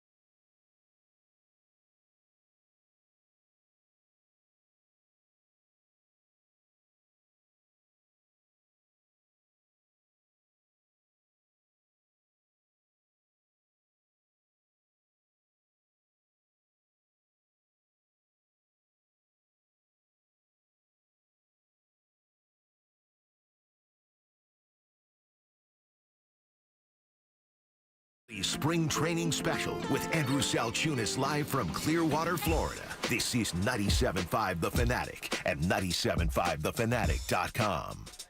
It is 11:51 here on the Midday Show, 97.5 The Fanatic. I'm Andrew Salchunas, broadcasting live from Baycare Ballpark here in beautiful Clearwater, Florida. It is already starting to get packed. Ray, during the break, I'm not joking, I would say 6 to 7 feet to my left, the ball landed, and because the Orioles are taking BP now. Somebody almost got drilled because everybody's watching behind us. So behind us is, I told you, it's like where they're doing some extra work on the field. The guys that aren't playing today are getting their work in. So everybody's facing away from the field, which not great. Not great. Not great. Not totally safe. And some dude almost got completely drilled. There's a pine, there's some trees here, and a palm tree. It kind of saved him a little bit because it could have been pretty bad. Well, that's good. You know. Thank you for the tree. Oh, that's good. They protected him. And I want to make you and everybody listening feel better about themselves. Oh, thanks. I'm watching two guys have a catch. They look like, I think they're like minor league pitchers. And one guy just completely underthrew the other, and it rolled like 1,000 feet behind him. So don't worry. Even Major League Baseball players can't throw the ball correctly all the time. So you're you're trying to make me feel better by telling me something that I may do was done by a minor league pitcher in spring training. Yes. While you're How's that not sitting making you in the feel better? sun telling me about how you're watching batting practice, enjoying. Yeah, but how does that not make you? I'm just saying you still have a chance. Like your athletic career, you're still young. Like you're still. Oh yeah, absolutely. I know I still have a chance. 100%. You haven't hit your prime yet. I'm well aware. Listen, during this entire setup, while you're down there right now, I've just been on Indeed applying to be the bullpen catcher for the Lehigh Valley. Right? Yeah. Lehigh's got an opening. I've thought about it too, but I figured I should probably stick around the Fanatic for a little bit. By the way, I want to give a quick shout out, not to make you feel even worse, right? Thanks. I want to thank Aunt Shell. She stopped by with a box of Manco pizza for us. I'm gonna fight you. For me. It's on site when you get back to this station. She was watching the Instagram live, so I went on live earlier today. Is that how you say it? Is that how the hip kids say it? Just keep talking. Just keep talking. Just keep, please. I went on Instagram this morning, and I gave a little tour of the ballpark, and I walked around, and I saw the Manco, and I was like, damn, it's on the other side of the stadium. It was still closed. By the time I get on the air, I'm not going to be able to get over there. And Aunt Shell was watching, and she stopped by, and she brought over a little box of Manco pizza. So I got that in front of us as well. So I'm sorry to tell you that, but I'll let you know how it tastes, because I haven't tried it at Citizens Bank Park yet. I've only tried it at the Jersey Shore, so this is a big day for me. That is a big day for you. I'm trying to figure out the story of exactly how I tried it for the first time. I want to say it was somebody had left over, and I was the beneficiary of that. But it was very good at the ballpark. Yes. Oh, I mean, okay, so it was good. Yes, as a Jersey Shore guy, of course, I've had the Manco. Well, of course. Of course you are. Yeah, as a Wildwood guy, I've had a lot of Macs because that's down there. But yeah, Manco. I've made my way up to Ocean City plenty of times. I enjoy a good Manco slice. All right, well, I'll let you know how the one down in Please, Clearwater just stays, okay? want you to know that I will not be listening to you during the break. Should I do it live? No, I'll do it live on the air. You have to listen. No. If we're live on the air. I'll take you off the air. It sounds good. Listen, I feel like I'm Tom McCarthy and John Kruk right now. Like whenever they do the broadcast, they always bring the food. Can I find a doorbell for the? Yeah, exactly. I need the doorbell. By the way, let me talk about how awesome Philadelphia fans are. We're gonna play the Matt Strahm interview coming up around 12 o'clock. It's about 6 or 7 minutes, so I'll play that a little bit around noon. One of the things I thought about, and this was an angle that I was going to get into, and we'll get back to the phones coming on in a little bit, 610-632-0975. By the way, there's like 1 million Attaboy Harper shirts around here, which is just incredible. I just love how that's become a thing. Thank you, Orlando Arcia, for that. Jason Kelce talks about how it's really not that hard playing in Philadelphia as long as you give a damn, relate to the city, and play your balls off. To quote Jason Kelce, you play your balls off. And I'm looking around here right now. It's March 5th. The season's still about a month away. There's a decent lineup out there today, but there's going to be some guys that are, not going to be playing in the majors this year. And this place, still an hour and change before first pitch, is already packed. Now, the seats are still being filled because everybody's walking around, hitting their stops, getting their food, getting their beers, walking around the stadium because a lot of people are probably down here for the first time, so they're checking the stadium out. But just think about, like, this scene here at spring training is a testament to how awesome you all are. It's a testament to how awesome Philadelphia fans are because I get it. You're escaping the cold, and that's great, and you're coming down to watch the Phillies for probably a cheaper ticket to get into the ballpark. But if you're flying down and you're getting a hotel or you're getting an Airbnb and you're renting a car, you're going to end up spending much more money than you would be if you're just driving down to Citizens Bank Park, right? Because you're doing all the other stuff that goes with it. You're not at your house, so you're not going grocery shopping, spending $100 at the grocery store. No, you're spending $100 probably a meal for dinner. And people come down here in waves every single year, and it just shows how passionate you all are and how passionate we are. And I love that, dude. Like, just have you ever been down at spring training, Ray? No, I have not.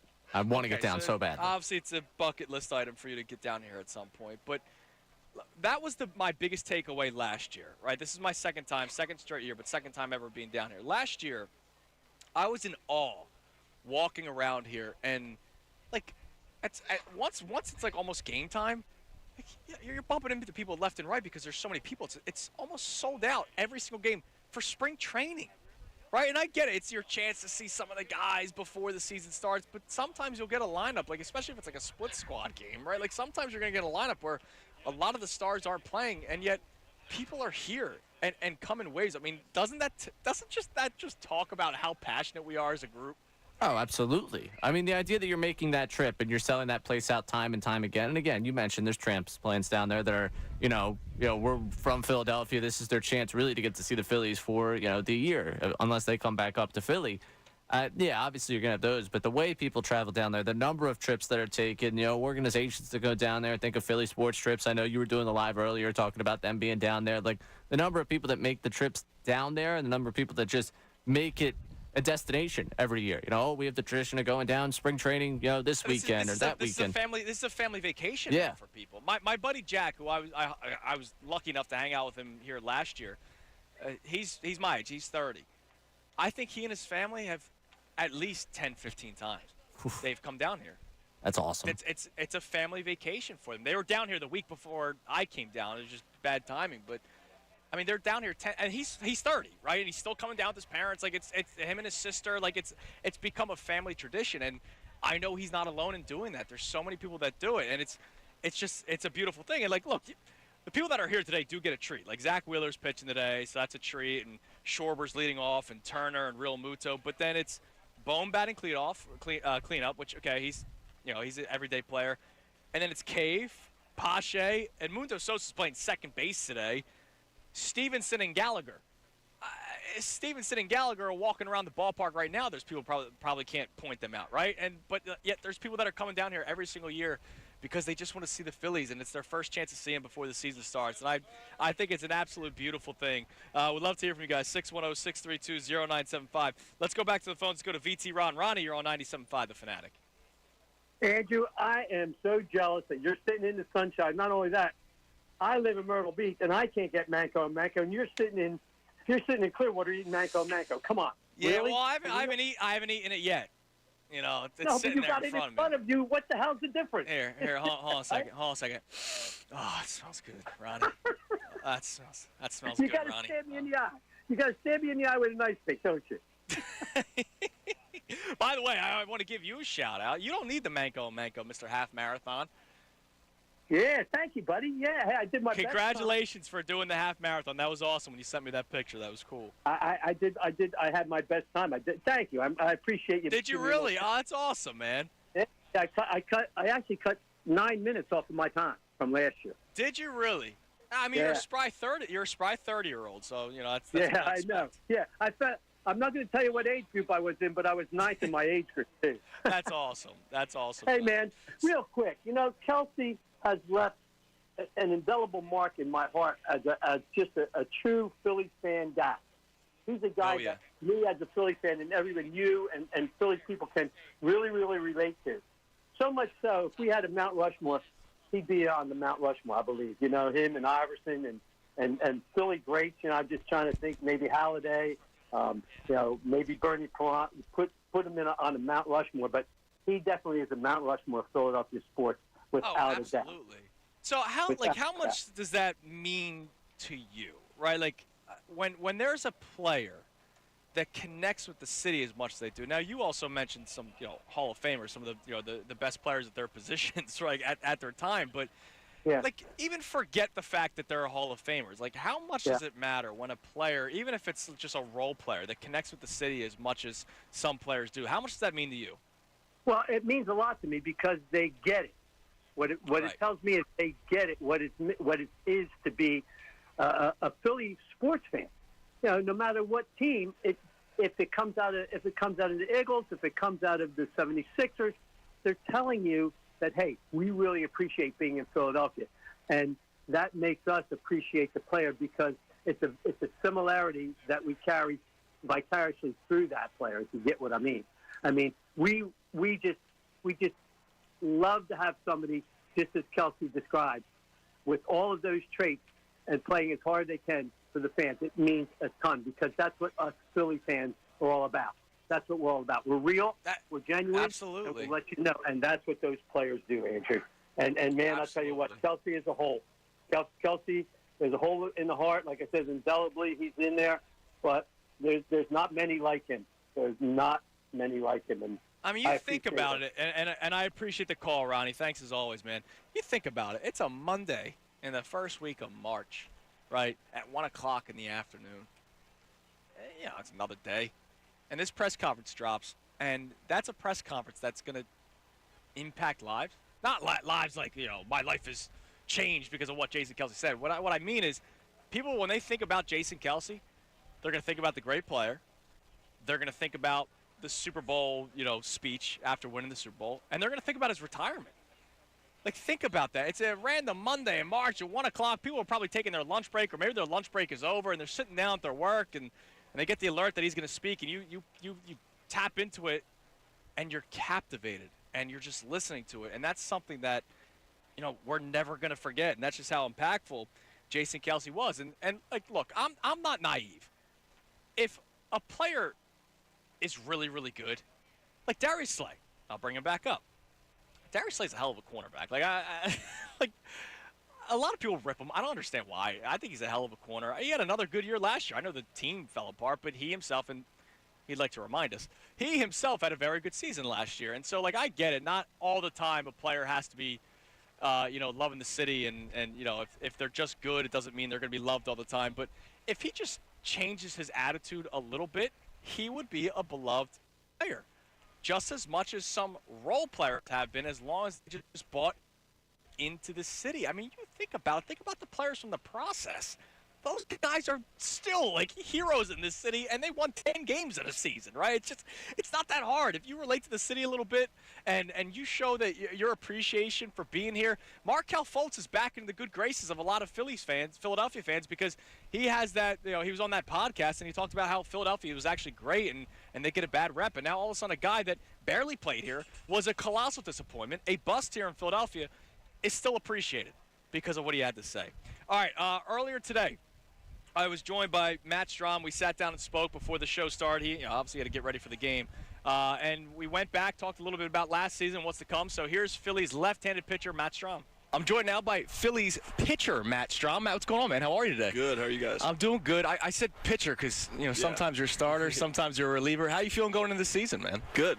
Obviously, didn't end how we wanted last year, so, I mean, just got to finish business this year. What are you expecting out of yourself? Because I know last year you come in as a reliever, but quickly you start starting, and you threw almost as many innings, first half of the season you did the previous year. Yeah. You know, my whole thing is just compete.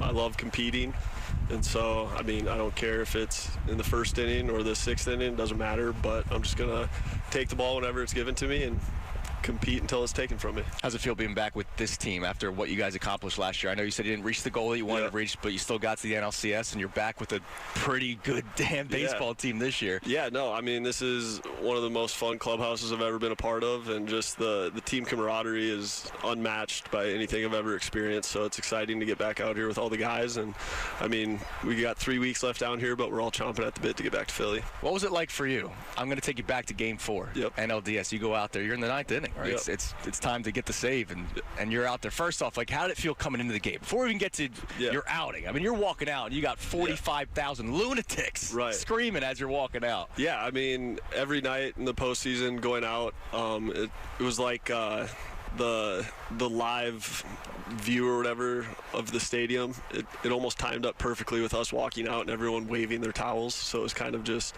cool, surreal moment. But then that game, once you see Alvy and Kimbrel leave the bullpen early in the 6th and 7th, it's kind of, you look around and it's like, all right, well, you see the writing on the wall a little bit. So Soto went out for the 8th, I believe, got out of the 8th, and then went back out for the 9th. And I'm just looking at the lineup, and I'm like, well, if he gets in trouble here, they're going to go lefty. And I look around, and I'm the lefty. Yeah. So it was again, just waiting for it, and sure enough, it all unfolded. And, I mean, once the bullpen gates open, I'm pretty much blacked out from there. Right, absolutely. So how did it feel, man? You're stepping in. I know you said you're blacked out, but you're stepping in. You're in a big moment. It's the Braves again, right? The big bad Braves. You're 1 out, 2 out, 3 outs away from the NLCS, and you get the job done. I mean, that must have been awesome for you. Yeah, no doubt. But again, like, you can never let the moment get too big. It's obviously cool looking back on, but the more you can just stay in the moment, for me at least, and just, again, worrying about competing. If I give it everything I got competing, the rest will take care of itself. What's been the mindset for you and all your teammates this spring going into this season? Because like you said, you didn't reach the goal you guys wanted to get to, and you guys are a good team, so I'm sure you have a big plan for yourselves this year. Yeah, I mean, that's one thing that goes along with the veteran clubhouse is we all know what it takes. We've done this over half a dozen times getting ready for a big league season. So, I mean, we know what we need to do. It's not like, again, we know what we have too. So it's not, there's no pressure of us pushing to do what we know we're able to do. I mean, baseball is sometimes it's just a pain in your butt, man. Like, everything can go your way, and it's just one bad bounce can ruin it all, or you run into a hot team. It's just, that's baseball. So again, a veteran clubhouse, we know what we need to do, and we're just ready to get the season started. How's this team been different for you across your career? I mean, look, from afar, we're watching the videos of you guys dancing in the clubhouse, dancing on my own song, obviously, was huge. Tiesto and all those guys, Caleb Scott, he had the big boom of sales because of Philadelphia. So what's it like differently here than your other stops around the league? Yeah, I would just, it's just it sounds cheesy, but the brotherhood. Everyone's hanging on every at-bat, every pitch. Again, I said it when I signed here in December of 22, I signed here, and I saw it on TV, and being in baseball, fake hoorah versus real hoorah, and you could see it with the 22 team that those guys were living on every at-bat, whether they were in the dugout or in the box themselves. So it's just a unique chemistry that we have. I can't really put it into words, but, I mean, yeah, it's an awesome clubhouse. Dave's done an unbelievable job assembling this team, and, I mean, there's no bad apples in there. How's your arm feeling? I know last year at some point you had to take some time off because of the early innings that you've pitched early on, a lot of innings early on. So how are you feeling right now? Good. Everything's good. That's good. All right, good to hear. Now, I have to bring this up. Last thing before I let you go. Yeah. So I heard a story that you pitched against a former quarterback in Philadelphia. I did, yeah. At the end of your high school career. I'm sorry to bring that up, but for my audience, I would love for you to tell the story of when you pitched against Carson Wentz. Yeah, so Carson Wentz was actually the last batter I faced in my high school career. It was my senior year. It would have been Carson's junior year. In the state tournament, we had lost the first game, so we were in the loser's bracket, had to win out, and I ended up starting game 2. It was either the 5th or 6th inning. I got into some trouble. Bases were loaded. Carson came up, and he drove one off the wall, cleared the bases. I think it was a stand-up triple for him, and next thing you know, I was on the bench. It's crazy how the negative things, right? Like, and that's all of us in life, not just in sports. The negative things are imprinted in your mind. You can picture those so much more than the positive. Oh, things. yeah. You blacked out when the final out happened in the NLDS, but you can remember vividly your high school career. It's amazing. Oh, yeah. But I'll tell you right now, I think there's more Matt Strahm fans in Philadelphia than Carson Wentz fans. So all due respect to the former quarterback in Philadelphia. Matt, thanks, man. I appreciate it. I appreciate you guys. There is Have a Matt good Strahm. one. Thank you, guys. That's an all-time question, Ray. Who did Matt Strahm face for his final batter in his high school career? And it was Carson Wentz, dude. Was Carson Wentz? Carson Wentz ropes a triple off of him. A triple. Carson, did he pick up the wrong career? Like, should Carson Wentz have been a baseball player instead? Is that what we're getting out of this? Should Carson actually pursue a comeback in baseball? He should do the old Tebow route, where the whole football thing doesn't seem like it's working out. Maybe he should go become a baseball player. Why not? He's got an arm. Just because he was an idiot, fielded something. He's got an arm. Pitch league. He could be the next. He could be the next. He could be the next Otani. 610-632-0975. Climb in. Alex Coffey from the Inquiry.com is joining us live on Seg. Coming up next at 12. We'll get to more of your calls. I'll reset everything that we've talked about next right here. 97.5. Fanatic Sports Update. Chelsea calls it a career. I'm Ray Dunn. This update is brought to you by AAA Car Care. Save $40 on any repair of one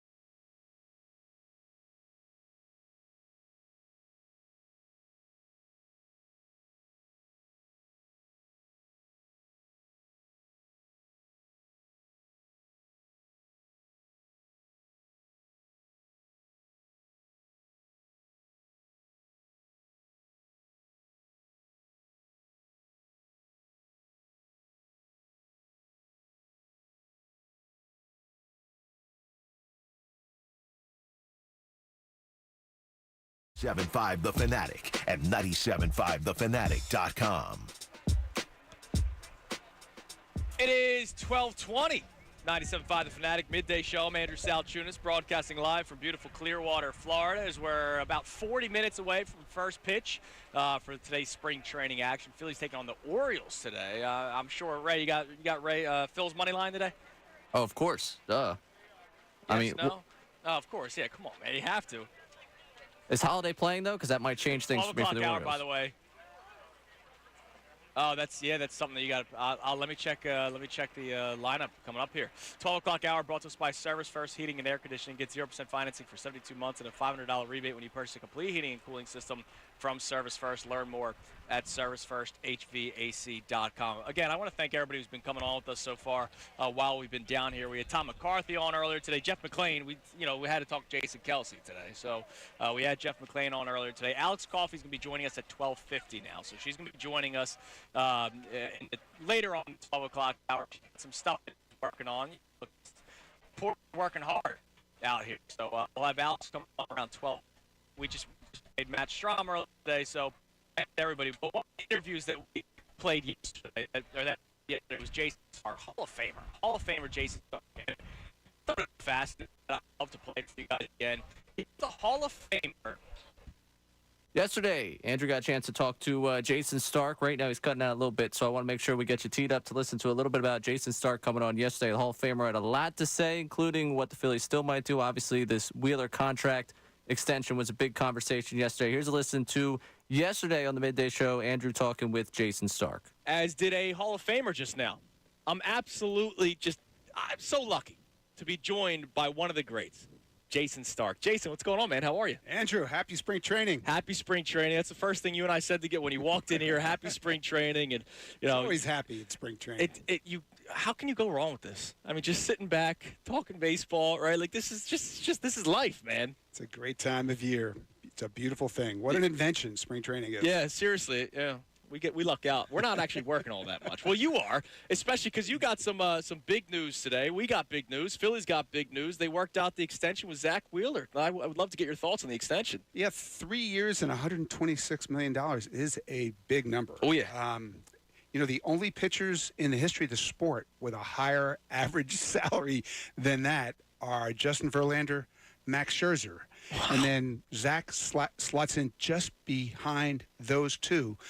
They have 6 Cy Youngs combined. He's got none. He probably should have one. He should have one. Okay. He got robbed. But it's a reflection of what he's done in the game since he's been in Philly. Yeah, and he's been incredible. I mean, he's been Mr. Reliable during the regular season, in the playoffs. We know how great he's been in the playoffs. Do we know he has the lowest opponent average and the lowest whip of any pitcher in baseball history who's made 10 starts? Now, you cover the league nationally. Does he get the same respect nationally as some of the other pitchers? Like you mentioned Verlander. Everybody knows Justin Verlander. Is Zach Wheeler a household name? Yeah, it's an interesting phenomenon. I feel like Zach could walk down Market Street and not get bothered. So that's a lot different than Max Scherzer. That's a lot different than Justin Verlander. I just was talking to Garrett Cole the other day in Yankees camp. It's a lot different from him. I mean, those guys are much louder. They have a much bigger profile. I think Zach intentionally does not.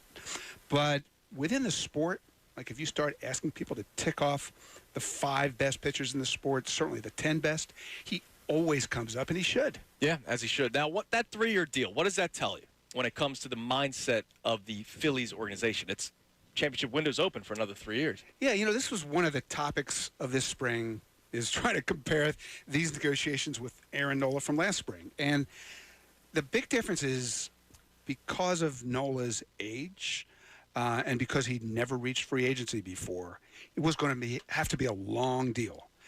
Zach's been there and done that free agency. I think he knew he wanted to be here.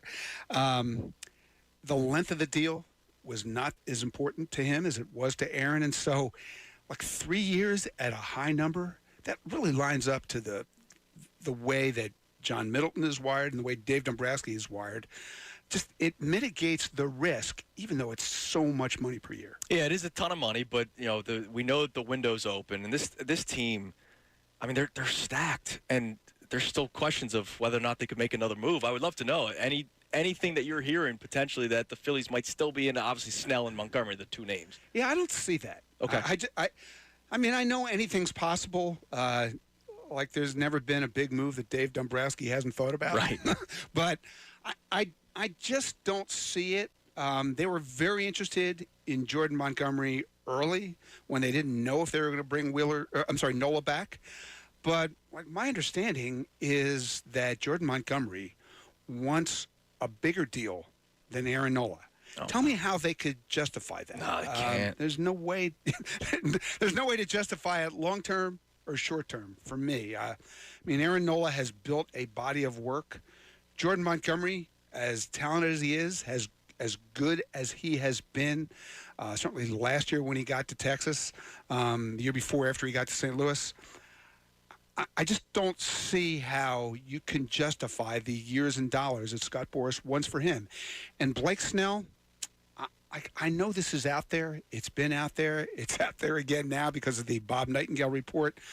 I really have never heard anybody in the Phillies hierarchy express that level of interest in Blake Snell. And, if you've been reading and hearing about the issues that the Yankees would have when you start applying the luxury tax realities of a short-term deal for Blake Snell, you're giving up a draft pick.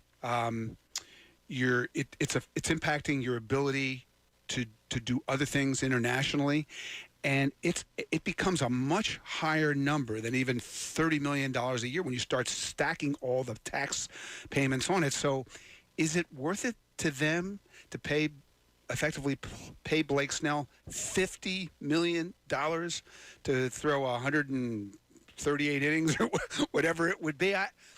I can't see how it works. I just can't. You can't. How does this team stack up? The team that you have now in front of you, if they don't add a Montgomery, if they don't add a Snell, how does this team stack up? A team that was in the World Series 2 years ago in the NLCS last year with the likes of the Dodgers, the Braves, and I guess you have to throw in Arizona. They were in the World Series last year. So how does this team stack up? Because we know what the Dodgers did this offseason, making some big splashy moves. We know that the Braves always add as they do. Where do the Phillies stack up?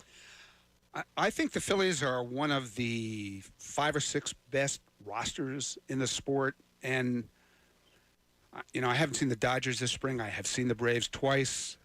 The Braves are great. They could win 110 games. It wouldn't shock me. Chris Sale pitched against the Phillies yesterday. The Braves are so excited by how he looks. He doesn't have a track record of any recent health, but the fact that he was throwing 97 with that slider, with that funky delivery this early in spring, he's a huge X factor in the sport. And I mean, I know Tani's not going to pitch, but he's pretty good doing the other stuff he does. So, like his first step out of spring, he goes yard. Yeah, no surprise. He's not a real person. No, he's a robot. Character out of a movie. Yeah. He is. The Ohtani robot movie. Let's cast that one. But the Phillies, to me, could win the World Series. Yeah. I think we know that. We've seen that. So it's got nothing to do with the talent of the roster. I just think, not that anybody wants to roll the clock back to last October, but if they win one more game against the Diamondbacks, I think they're convinced they were going to win the World Series. There was going to be a parade. It was all lined up for them, man. Just start thinking about it. The Dodgers were out. The Astros were out. The Yankees weren't in the field. The Mets had flamed out. They'd beaten the Braves. They'd sent them home. All of the behemoths were out of their way. It was all lined up for them to win. They were the best, most talented team in the field. But then baseball happened. Well, what do you think that happened? Can happen again? What happened? Oh, I think it's very obvious what happened. The Diamondbacks, they may not have the most talented roster on the field, but they have really smart people, front office, coaching staff, Brett Strahm, who's their pitching coach, and they completely switched game plans. And the Phillies played right into their hands. they looked at that Phillies lineup top to bottom and thought, why do we need to throw these guys a strike? Right. And so they just stopped doing that. And even the two most patient guys in the lineup, Schwarber and Harper, if you go back and look at the at-bats, the strikes that they saw were in very specific counts, very specific areas of the strike zone. And the Phillies hitters just fell right into doing what the Diamondbacks into their trap thought they could do to them. And it's a crazy thing in this sport. There's so much information and it's so hard to hit. And the Phillies' whole mindset, this comes from Kevin Long, right on down, has been no free strikes. Okay, that's cool. Jump on that first strike. Don't jump on that slider that's a foot out of the zone. And there was just too much chasing of that. And so there's been a big emphasis on this camp to be more selective. Not to stop being aggressive, but to be very focused on what you're looking for early in camp. Now, before I let you go, because I know you got a busy day ahead of you, you got the Zach Wheeler press conference coming your way at 11 o'clock. Would love to know 2 or 3 of the biggest storylines that you're going to be following this season going into another year of Phillies baseball in 2024. So you're looking just at Philly stories? Yeah. Well, I think one of the biggest is, all right, if you look at the rotation now with Nola and Wheeler and the fact that they just committed almost $300 million to those two, it tells you how good they are at the top.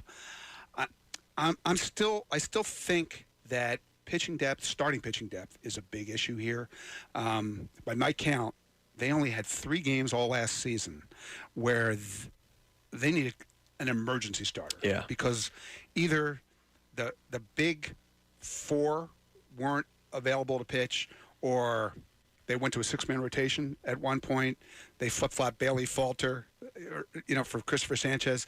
But other than that, like just desperately needing Dylan Covey to start a game. Yeah. Their starters have been really healthy for 2 years, and it's just hard to bet on that. So Spencer Turnbull's outing the other day, 2 innings, 4 strikeouts, a lot of ugly swings. Yeah. That was eye-opening because they need more guys like that. So that's the biggest thing. And then just Trey Turner, full season of comfort level, knowing how talented he is. Bryce Harper, full season at first base, and what the possibilities are there on both sides of the ball. Like, if you're looking for reasons the Phillies could get better, think about that. Yeah. I mean, they didn't have the real Bryce Harper for 4 months last year. And they didn't really have the version of Trey Turner that they signed for 4 months last year. Suppose you get 6 months of that.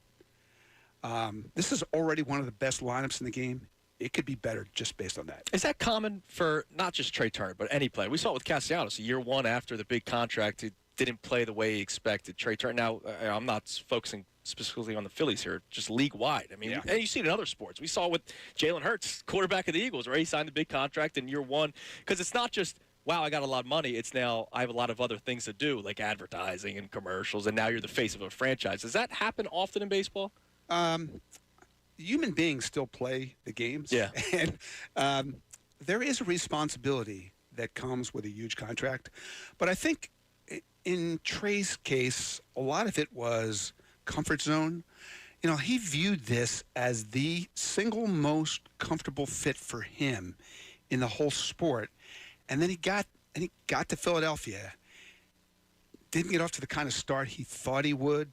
And look, no matter who you are and what you've done in baseball is hard. And I think it's not realistic to expect human beings, even as talented as Trey Turner, not to feel the weight. And like, I know people look back on the standing ovation. Right. Wonder if that was a real thing. I feel like it was. I think he feels like it was. It allowed him to go to home plate not feeling as though he needed to prove something to everyone with every swing. And once he just relaxed and let his talent flow, you saw why they gave him the money. I talked to a lot of people in the game, and one thing I do every winter is do a survey of a bunch of executives all over the sport. And what was the runaway winner last winter, not this past one, but the one before, for best free agent signing in the game? Trey Turner, because the whole sport knows how good he is. Right. And we didn't see that guy, but I think you'll see him now. I'm looking forward to it. Jason, listen, I appreciate it. I know you're busy today. You get to it. Zach Wheeler's press conference coming up at 11 o'clock. And try to enjoy Clearwater a little bit before you have to go up north. I only got 2 days of it. You still got some time, but you enjoy yourself. Yeah, listen, 2's enough. I'll take it. I'm confident you can do that. Thank you, Jason. I appreciate it. There he is, Jason Stark, joining us live here at Baycare Ballpark.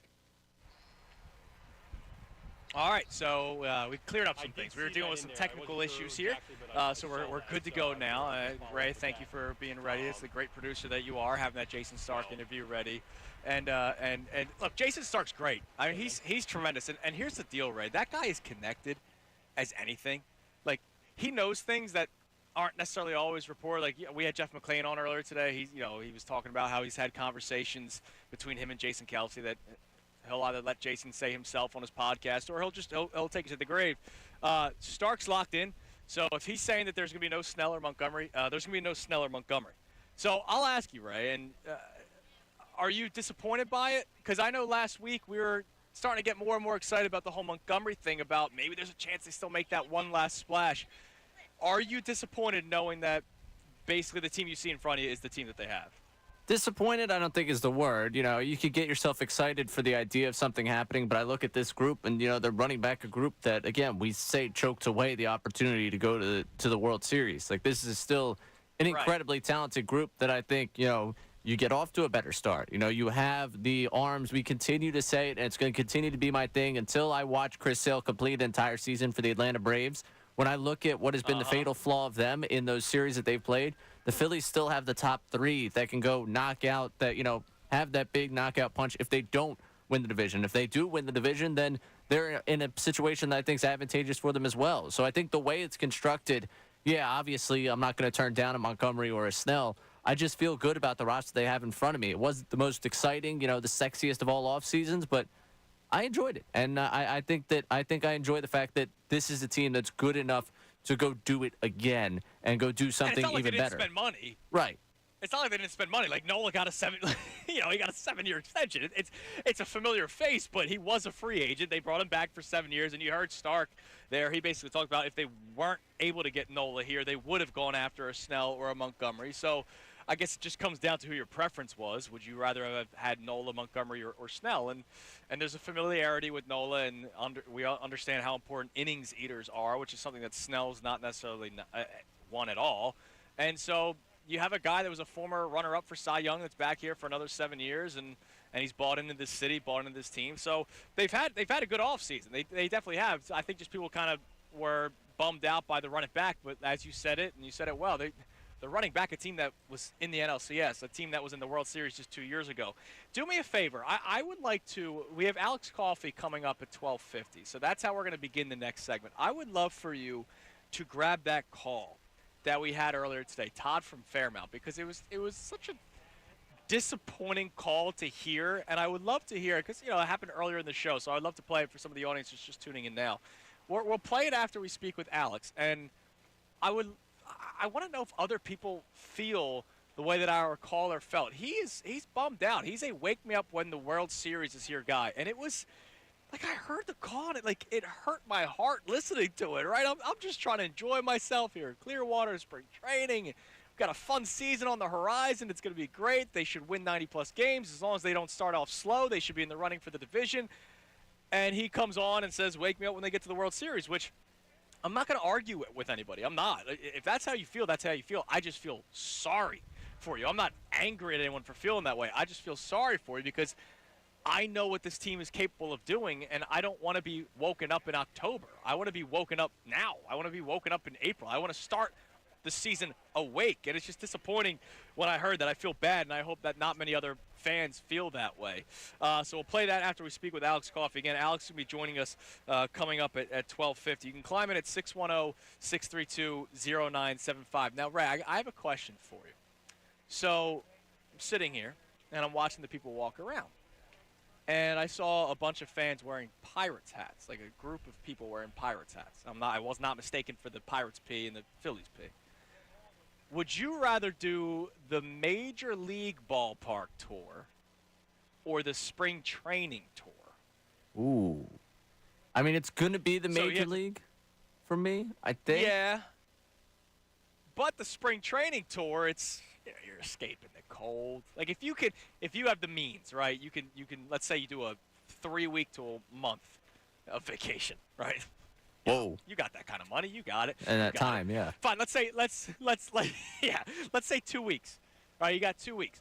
And a lot of these ballparks, like, it's hour drive here. Like Dunedin's 20 minutes away. So like you could do Aunt Shell, who came over with the Manco pizzas, which were delicious, by the way, right? Sorry. She went to Dunedin yesterday. So she went to the Phillies-Blue Jays game yesterday and is here at Clearwater today. She's making a trip out of it. So would you rather do that where you could hit up maybe 6 ballparks that are also closer vicinity, right? Like it's not like, the next closest to Citizens Bank Park is the National Stadium. That's still an hour-and-a-half drive. Whereas there's a ballpark 20 minutes from here of another major league team.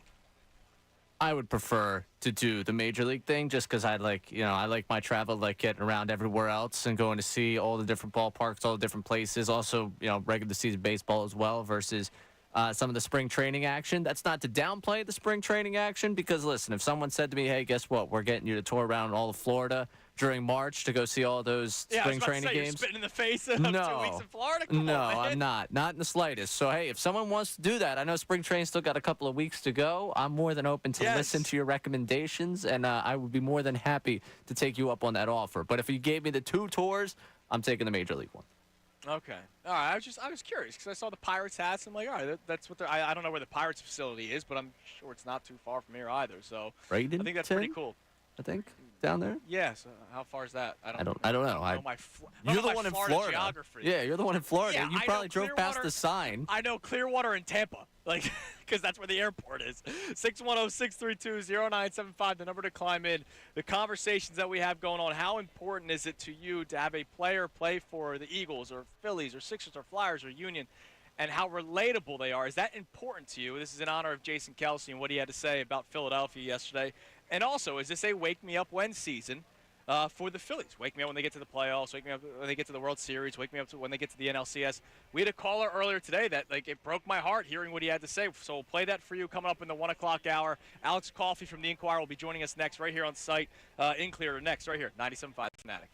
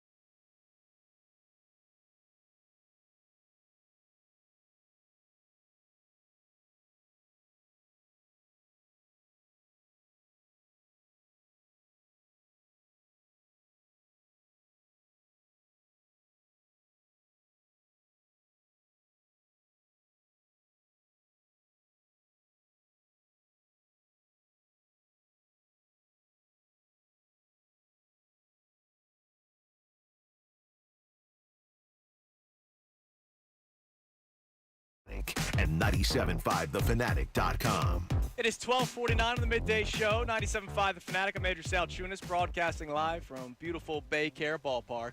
Sorry, Ray. Thank you for the reminder. I appreciate that. It's beautiful down there. It's That was really nice down here. Nice to hear. I'll try to bring the warm weather back up with me when I fly. I don't have any guarantee of that happening. I'm gonna try. I mean, I got a 5 o'clock flight. I'm not sticking around here all day, so I'll try to bring it back up north for you. So I know you won't, but I appreciate the energy. I'm sorry. All right, so we got first pitch in about 10 minutes. So I got to be quick here. I'm joined now from the Inquirer, Inquirer.com, Alex Coffey. Alex, what's going on? Not much. How are you? I'm excited. I'm great. Look, I'm here for 2 days. You've been here for like a month now, which is awesome, right? I know you said the weather was pretty crap in the beginning. I'm sure Ray back at the studio is crying for you right now. But yeah, I'm sure. No, it's great upset. down here. it's absolutely great down here. Look, so how's it been so far this spring? Yeah, you're with the team every single day, and I've talked to a couple of players today and yesterday, and it seems like there's a similar attitude. Obviously, it's a fun group to be around, but it's business this year because of what happened at the end of last season. Yeah, definitely. I definitely get the sense that there's, that they have an unfinished job to do, so to speak. Obviously, they don't feel great about the way things ended last year. But just like really focused, I would say, is the vibe that I'm picking up. They all know what their goal is, and they all know what they have to do to get there. I think chase rate, how they handled chase rate is a great example of that. It was basically the reason that they lost the NLCS, and the team hired a new assistant hitting coach to address that. And now players are going over their past at-bats, like doing different kinds of drills. And whether it works or not, we don't know, but they're going after it. So things like that are how they're going about achieving that goal. So who do you think's leading the team right now? I was talking to Tom McCarthy earlier today, and I brought up Reese. And, Reese was a vocal leader for this team. Obviously, he was a leader in all kinds of different ways, but he was also the vocal leader who's always willing to talk to the media, take the hard questions in front of camera. Is anybody taking that role from what you've experienced so far this spring? I think Schwarber. Okay. And I think it's been that way even when he was overlapping with Reese. I think it's possible to have more than one leader, and both of those guys were leaders, I think Harper probably leads more by example than he is a vocal leader. But I'd say that Schwarber is the leader in the clubhouse. Okay, that's good to know. I was watching Marsh behind us. He was getting some work in. Any timetable that you think, whether he's going to be ready for opening day or early on in the season? Yeah, so he took live batting practice a couple days ago. So it seems like he's on track for opening day, but, it's one of those things where you kind of have to play it by ear because there can always be setbacks in his rehab.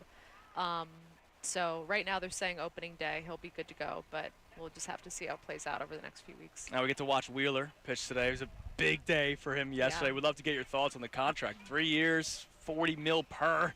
He's getting paid a lot of money, but he's followed up with results the last couple of years. Yeah, he has, and it's honestly the perfect deal for both him and for the Phillies because of his age. You don't want to sign a guy to a long-term deal. Right. And that's normally how they structure these kinds of things. Like you look at what they did with Trey Turner and Bryce Harper and Nola. It's like these 7, 8, 9 year long deals and lower AAV per year, lower annual average value.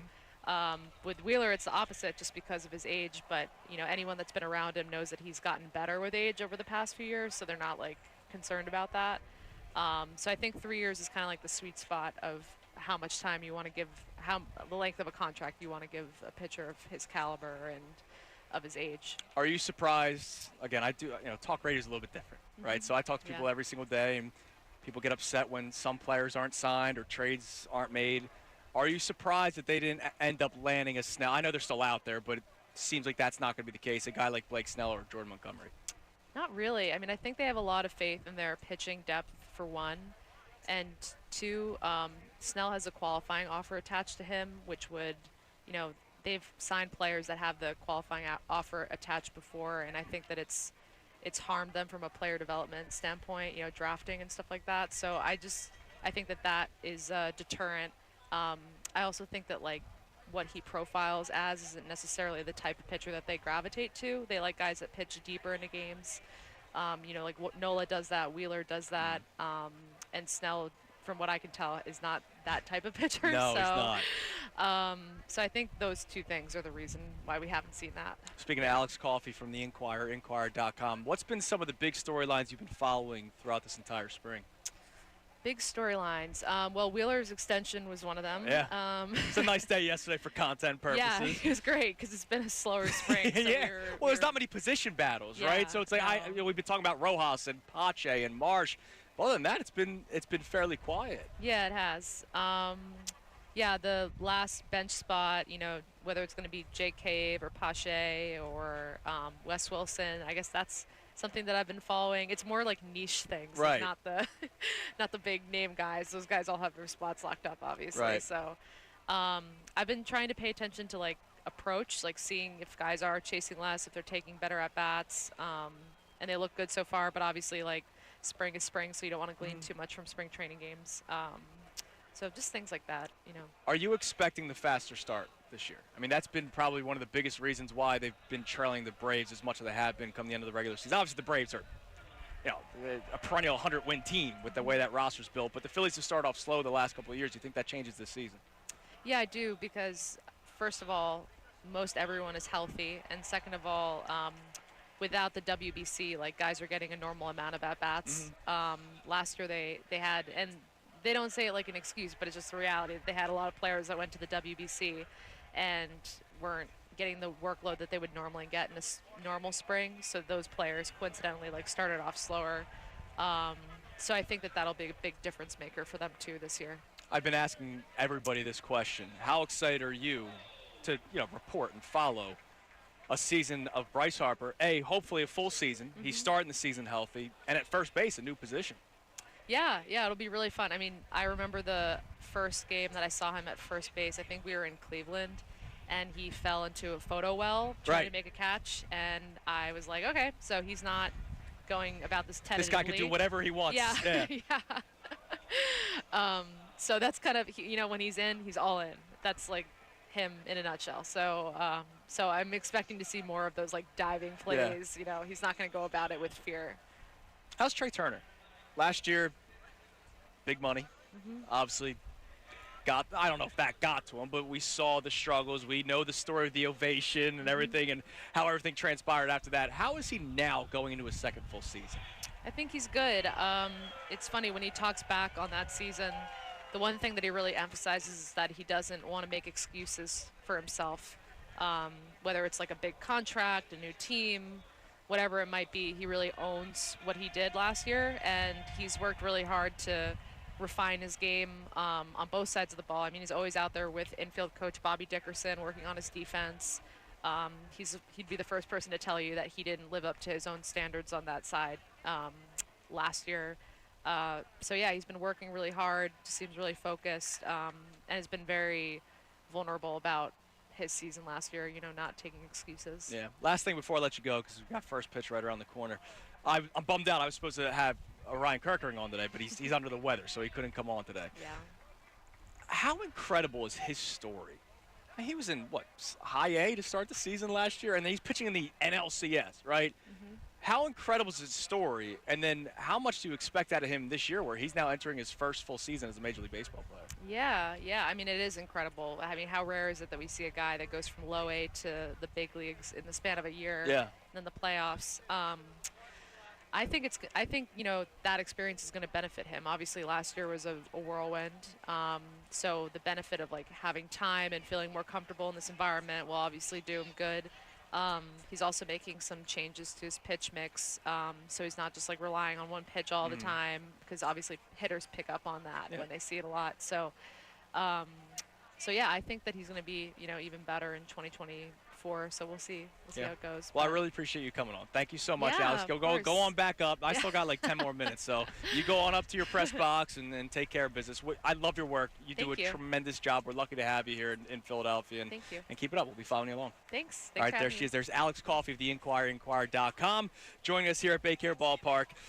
And we got first pitch in about 5 minutes. So Ray is at the ready, because we got the national anthem that's about to probably play at any moment, and so I'm gonna need Ray to hop in. Ray has the under in the length of the national anthem. Ray, you are a degenerate that you found a book somewhere and you were able to bet the under on the national anthem for a spring training game. That's incredible work by you. I almost respect it. Yeah, you got to find the action where the action is. And today you're down there. I want to make sure that, we have something that we can focus on. We were so close on that parlay last week that I felt really good about our opportunity. Oh, my God, you reminded me. I was a maxi assist away. He had 5 times, 8 minutes left in the game and couldn't get the 6th. And I remember the first person I was thinking, shame on me. There was a guy that tweeted at us, "This sounds like a loser parlay, bro." And I was ready to fire back on social media, but no. And Maxie couldn't get me one more dime. There's 6 minutes left in the game. Thanks a lot for reminding me, man. I forget who it was. He gave up a pass to someone open for a 3. It might have been Buddy. Someone was open for 3 to knock down a triple. They did not. It would have been an assist for him, and that would have gotten you even the juiced up one. Because as we do sometimes, you take the coward's approach, and I take the approach of someone who actually wants to win something.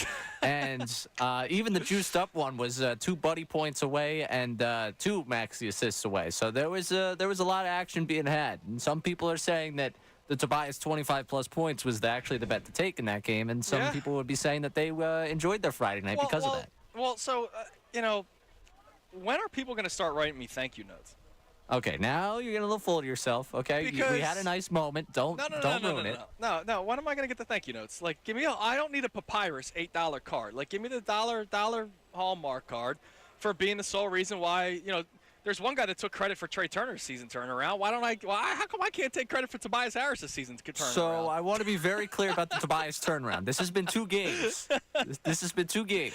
Come on, man. I'm not ready to go on the Tobias Harris victory tour. Okay. Well, who are you, Doc Rivers and Paul Reed? That's Come right, on, man. That's right. Hey, listen, you went from criticizing that. I knew this was what was going to happen to you because once you started putting an investment monetarily into the guy, it was going to be extreme feelings one way or the other. I'm happy it's positive, okay? I was really concerned if Tobias did not live up to what you were billing him up to in a game against the Hornets on Friday night. I was concerned about the way you'd come in and talk about it. That was a big game. It was a big weekend for him. Hey, listen, as much as I say we're not going on the Tobias Harris victory tour, him in the Dallas game on Sunday, that was massive at the end of that game. Yeah, big shot at the end there. He had a nice night. Hey, a great game. He had a great weekend. And you somebody made a point on social media. Our man, number 1 Travis Konechny fan, pointed out, I get down here and Wheeler signs an extension. I made that point too, but the team is 0-1. So yeah, I heard. Okay, we've been rolling with that in the update. I heard you say that in your update. I'm getting heat for the Phillies losing a spring training game? Yes. Really? Absolutely. If you're going to sit here and eat the mango pizza, tell me it's 80 degrees, the sun's shining, you get blamed for them losing the game. Partly cloud today. Whoa, so terrible. I'm so upset for you. If they lose today, while I'm still here, what is... You're banned from Citizens Bank Park all season. Citizens, but this is Baycare. This is a different environment. Listen, it just seems like the vibe is off with you.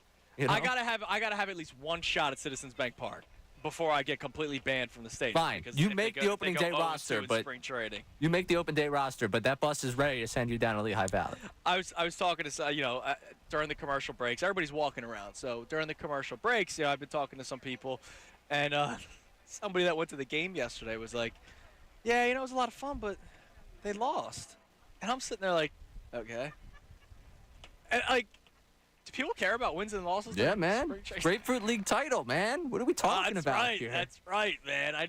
I need Hector Luna to come back and bat 300 for the Phillies. Yeah, look, I still remember. That's one of I always love having the. I remember we had Matt Gelb on right before spring training started, and I was like, who's gonna be the guy? Who's gonna be the spring training superstar that everyone's gonna be following along? I think he mentioned Weston Wilson.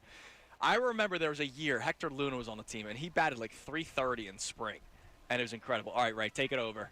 All right, so we're going to let Andrew get out of here because they're about to do the anthem there. You heard Andrew talk with Alex Coffey of the Philadelphia Inquirer just a few moments ago, but yesterday you got a chance to catch up with Scott Lauber of the Philadelphia Inquirer. Today, Christian Pache in the lineup for the Phillies. Scott Lauber had a little bit to say about whether or not or what type of position battle could be existing in center field between Juan Pache and Johan Rojas. I'd take it further. I would say, what's the difference between Christian Pache and Johan Rojas? Right. And why do we think of Johan Rojas as competing for favorite to be the starting center fielder and not Christian Pache? And I would argue that the only real difference is that Pache's been at this a little bit longer. Remember, right, he was a top prospect with the Braves. He was supposed to be the next Andrew Jones. Then he got traded over to Oakland in the Matt Olson deal. He was kind of a centerpiece of that deal and got beat out for a job last spring in Oakland, right, the worst team in baseball. Yep. Couldn't make that team on opening day. So, like, Pache's had these camps where he's come in and had to win a job. He's been Rojas a few times and hasn't done it. Now, maybe he's a little bit more of a late bloomer, right? And maybe, like, this is the year, or, you know, maybe he was on that path last year until he got hurt. He had some opportunities to play middle of the season and was hitting the ball pretty well. And you were like, oh, maybe it's starting to click for Christian Pache, and then he got hurt and missed a lot of time. I think the difference is that he's been in Rojas' shoes before. This is like Rojas' first chance to really make an opening day roster and prove that he's the guy. But I wonder whether if the next few weeks go the way the last week has gone, where Pache's really hit the ball well, I do wonder whether that's the question we're asking. Like, how much of a difference really is there between Pache and Rojas, and should that be the competition? Who should be the center fielder rather than, you know, should Pache be competing with Jake Cave for the last spot on the teams? Well, that was Scott Lauber from the Inquirer, Inquirer.com. First, I got to say, Ray Dunn's now a rich man because the under did hit on the national anthem. So congratulations, Ray, on all your success. So, yeah, that we just had Alex Coffey on, and there's very, very little storylines, right? There's not many battles. You know the starting lineup. But I did find it pretty interesting when I had Scott on yesterday. I was like, how come no one's talking about Pache? So you were out yesterday, Ray, and you know, I'm doing the show I was doing it from the radio booth yesterday, which is basically right behind home plate. It's where, you know, Fransky and LA do their thing. And I'm watching BP, and I'm watching Christian Pache just rake. I know it's BP, but everything's to the wall, in the gap, over the fence, hard hit balls, and like, you know, better than some of the other guys that were taking BP. And I know BP's BP, right? He's also had a very good spring. Like, he has. His defense has been very good. His bat's been good. And I was wondering yesterday, I spoke to more than just Scott about it. Like, why is it that when we've talked about it, and Ray, you're, as my witness, like, I feel like whenever we've talked Phillies, it's been Rojas Marsh, Rojas Marsh, Rojas Marsh. And Pache, like, never gets brought up. And I don't know why, and maybe it's because of what Scott said. Like, look, Rojas is a homegrown talent, so a lot of people love that. We root for the homegrown player, and Pache's kind of an unknown. He was once a top prospect, and it hasn't really been playing out to the way a lot of people expected his career to go. But he's been good so far this spring, and it's one of these stories where I go, wow, this isn't talked about enough, and it probably should be. And I know ultimately he's not going to be an everyday player on this team, but if we're talking about final spot on the roster, with all due respect to Jake Cave, I know Cave can play infield and outfield, but, like, how good of an infielder or outfielder is he? Like, that's my biggest thing. When we do platoon players, like, you got to be freaking good at multiple positions, not okay at multiple positions. Christian Pache is an above-average outfielder, and you bring in Whit Merrifield, who can be that utility guy and play at a high level at different positions. So why is it that it's almost seemed like the Pache conversation is forgotten? It seems like to me that it's a lot of thinking about, the second half. Like, you start to think a lot more about the end of last season than last season, the whole body of work with it. And you think about the end of last season, Rojas hit 300 in almost 50-plus something games, still at the major league level before they went into the postseason. And in the postseason, who was the guy? I mean, I think that's a lot of where that conversation drives from. I also think when you start to think upside, you think, okay, who's got the better glove? Pache doesn't have a bad glove at all. I'm not suggesting that, but I think people see the upside of Rojas. No, Rojas is an elite defender. Right. And I'm not saying Rojas shouldn't make the roster. I'm just saying, why is Pache basically forgotten at this point? I think it is because it becomes a Rojas Pache conversation. You start to see the upside of Rojas, and you're kind of hoping that is where you start walking to. And when you think upside of Pache, you think upside of a guy that you got a trade from the A's because he lost. You don't think former top prospect. I think that's not at least the mindset of the fan base when we start having these conversations about who do you want out there or who do you think is going to be out there. There's something there, I think, for Pache in a role. The issue is how are they going to balance that bench. And I think that's a conversation people are going to start to have to wrap their mind around when we start to get to, okay, yeah, you might like Pache better as the upside of it. Do they look at right-handed bat versus left-handed bat of two guys out of options? Well, that's the big thing because Cave's a left-handed bat, and I understand that that's important, blah, blah, blah. But, I don't know, like, Jay Cave's a nice story and all, but sometimes I'd rather go with the more talented player, and that is Christian Pache. Even though I know it was a little blip last year, but there's upside factor too, right? Because he is a former prospect. Lauber said it himself. Maybe he's a late bloomer. Like maybe he's one of these guys that will come into his own, as he gets more and more experience in Major League Baseball. So I don't know. I just found that interesting that was barely talked about this entire offseason, and we're March 5th right now, and it's still kind of not necessarily talked about, which is why I was almost shocked in myself that I hadn't talked about it when I started, discussing it with all the reporters yesterday. By the way, season over, a double was hit. Zach Wheeler gave up a leadoff double. Extensions was a mistake. Did strike out the second batter on 3 pitches, but we'll see how the rest of this inning plays out. But leadoff double. $42 million per year, and that's what we're getting. I mean, this is upsetting. Get your act together, Zach. Come on, man. All right, so we have another segment left to play. Best show ever coming your way at 2 o'clock with Tyrone and Ricky and Jen. So here's what we're going to do. In the final segment, we're going to kind of tie a bow on everything that we've been talking about. It's been a busy show. We had a lot of great guests on again today, and it's been, it's been busy. But I want to go back to the conversation about what it means to have a player in this city that is so relatable and somebody who gets it as much as Jason Kelce did. And also the conversation of Wake Me Up When. We had a caller earlier today. We're going to play it back next segment. We had a caller earlier today that basically broke my heart when I heard him talking about his outlook on the season this year. And it bummed me out. Like I'm not angry at the guy. It's just I feel sorry for him, but I wonder if he's not alone in this mindset. So we'll play that coming your way next, all right here on 97.5 The Fanatic. Fanatic Sports Update. Kelce calls it a career. I'm Ray Dunn.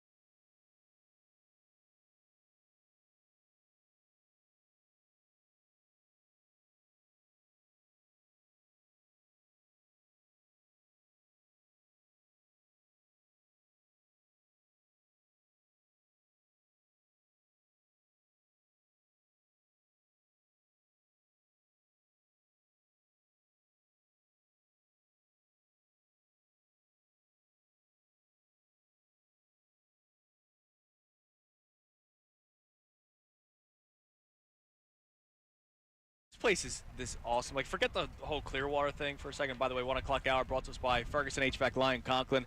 Attention HVAC contractors for equipment, parts, and supplies for every heating and cooling job. Visit one of Ferguson's counter locations in Ben Salem, King of Prussia, Pennsauken, or Westchester today. I mean, the stadium it's beautiful. Just everything. I mean, everything's green.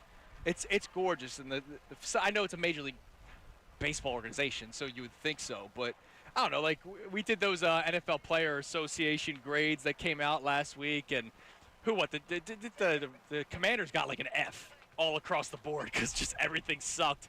Leadership, facilities, everything sucked. Chiefs too. What was that? Chiefs too. Oh, Chiefs Chiefs too. did terribly. Yeah. Well, they win, so I guess you can forget about that kind of stuff. I'm looking around right now. Like, I'm not even looking at the game. I'm not a real baseball fan. I'm looking behind me. Actually, you could say I am a real baseball fan because I'm looking at the work behind the scenes right now, right? Like, I'm looking at the minor leaguers. I'm scouting right now. But, like, the whole facility's gorgeous. Like, credit to the Phillies. We talk about the contracts that they put into some of these players, the facilities and everything else that goes into Phillies baseball. Like, it's just such a well-run organization. You know, we're lucky to be. I know it's only been 1 World Series in our lifetime, right? And 2 for a lot of others. But it's such a well-run organization, and everybody here is just so happy. So it's great. We're thankful for the Phillies for having us down here, especially my man John Brazier, who really helped set this all up. Once again, season over, by the way, right? 1-0 Orioles. It's the bottom of the first inning. Trey Turner did rope a double off the wall, and the place went nuts, just shy of a home run.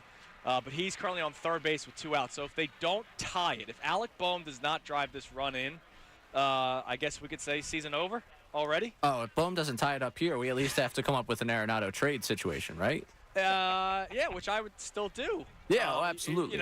But we just got to make the mock trade. Actually, is there any word on how Aiden Miller's doing? Maybe we just make him feel a little insecure. I was watching him today. And he was fielding at third base. And remember, he was drafted as a shortstop. But right away, like, the talk was he would eventually move over to a corner infield spot. And that would make sense, especially when you sign Trey Turner to a 10-year deal, and he's going to be your shortstop long term. But I saw him getting some reps in at third base. It's funny, he bobbled the ball, and, they weren't making the throws to first. They were just putting in the bucket. And I was thinking, Ray, I was like, do you think Major League Baseball players or minor league baseball players, do they get upset if they mess up in, like, practice? They should practice the way you play. But, like, seriously, like, think about when you're playing high school sports. Like, we took everything so seriously, and ultimately we sucked, right? Like, I didn't come close to Major League Baseball. That shows how bad I was, right? Because there's cream of the crop, and there's guys that don't even make it into the big leagues at some point. They were in the minor league systems. Like, I just wonder, do they get bothered with this? It's just like it's their job, so they don't really even realize that they make a mistake. I don't know. Like, if you press the wrong button, you probably get bothered by it, but you end up moving on. Do they get bothered? Oh, I don't move on. In terms of pushing the wrong button, I'm still upset about what I did from 2 months ago. That's why you're a good producer, Ray. Speaking of pushing buttons. Yes. Now, breaking sports news from 97.5 The Fanatic and 97.5thefanatic.com. Is it Embiid related? No, it's bad. Damn it. Oh. Yeah, not great. Sixers point guard Tyrese Maxey will miss tonight's game versus the Brooklyn Nets at the Barclays Center and has returned to Philly to be further evaluated after experiencing concussion-like symptoms within the last 24 hours, according to a team source. This courtesy of Keith Pompey, of course. You remember him getting that, being hit in the back of the head in the game against the Mavericks. Yeah. So ruled out tonight due to concussion evaluation. Not that, obviously concussions are horrible, but hopefully it's just like a couple of games. I don't know what the NBA concussion protocol is. We know so much about the NFL concussion protocol because it's such a big part of the game. But hopefully he's not missing too much time. But yeah, that sucks, and he's definitely going to miss some time now, which that's a bummer. You're already missing Joel Embiid. So Tobias Harris has to go off for 35 now? Is that what we're coming to terms with? Yeah, pretty much. Tobias Harris has to go for 35. Kyle Lowry, who has made quite the impact on the floor. He's done well. Yeah, it's been fun. It's actually been impressive because I think a lot of people were like, we definitely took callers of people saying, why should I get excited for a guy that they're picking up off the buyout market that's clearly washed? He's actually been pretty good for this team. And when Joel Embiid talked last week, remember, he was saying how excited he was to play with Kyle Lowry. And I don't think he was just saying that like out of a respect thing. He must have seen something in his limited games that he's played so far where he goes, all right, that's somebody that I could play with and do some damage with. So he's actually made a pretty good impact. I mean, look, he's not going to make as big of an impact as Tyrese Maxey would. So that's going to be tough for the Sixers to deal with for a little bit. But, yeah, rough news.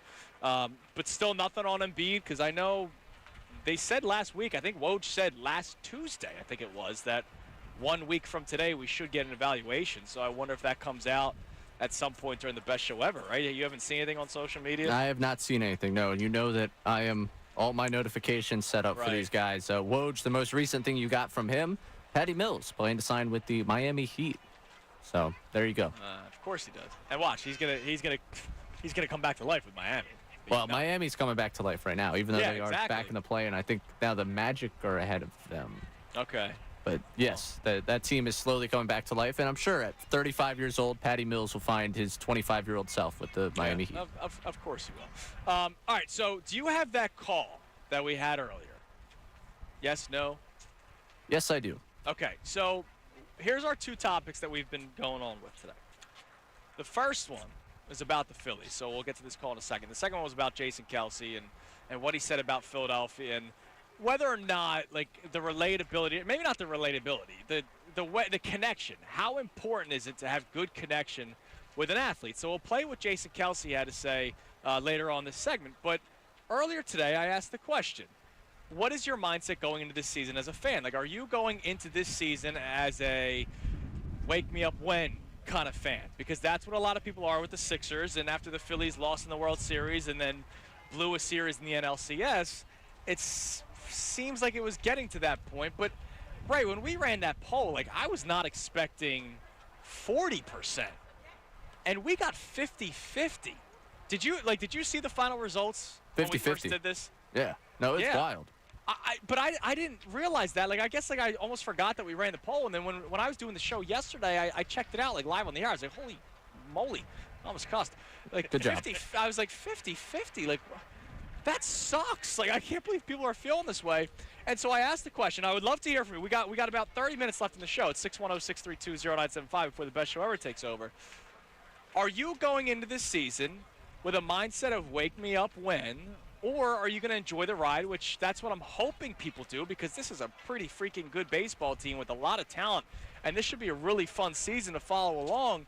And take a listen. This is Todd from Fairmount called in earlier today, and it broke my heart what he had to say.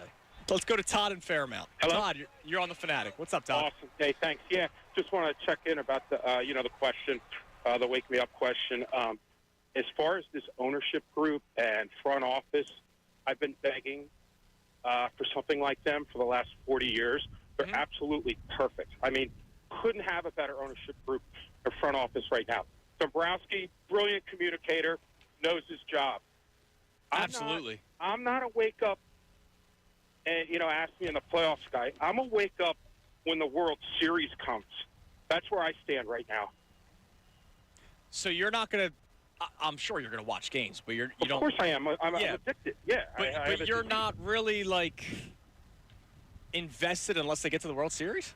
Well, personally I'm invested, but more I'm financially invested. The money I spent just in the last 12 months puts me in the boat of wake me up for the World Series. Because I've been kicked in the teeth down there so many nights in the last 12 to 24 months. How much more can we take? I mean, you could be a team that's not even in the playoffs. Well, I don't live in Pittsburgh. I live in Philadelphia for a reason. I mean, look, I understand the financial aspect of it. I get it. Trust me. I mean, you could talk to Ray, who's the producer of the show, who he was paying his way to get into all those games, and I know the starting rate in radio, right? It's not easy, but financial implications aside, like at least they're in these opportunities, right, Todd? Yeah, like, you're almost saying like it almost sounds like you're disappointed that you spent money. Well, after last year, I am disappointed. Look, you could be angry. I will never forgive them for losing the way that they did in the NLCS. I will never forgive them for that. They should have won. But, like, what are you going to do? Here's, what? Do this. When you get Middleton on, ask him if he's a wake-me-up playoff or wake-me-up World Series guy. Because from the sounds of his preseason speech to the guys, he's a wake-me-up World Series Yeah, he wants to win. Yeah, he wants his bleeping trophy back, right? That was the statement he made years ago now. Absolutely. So that's your final answer. The owner is a Wake Me Up World Series guy this year. Okay.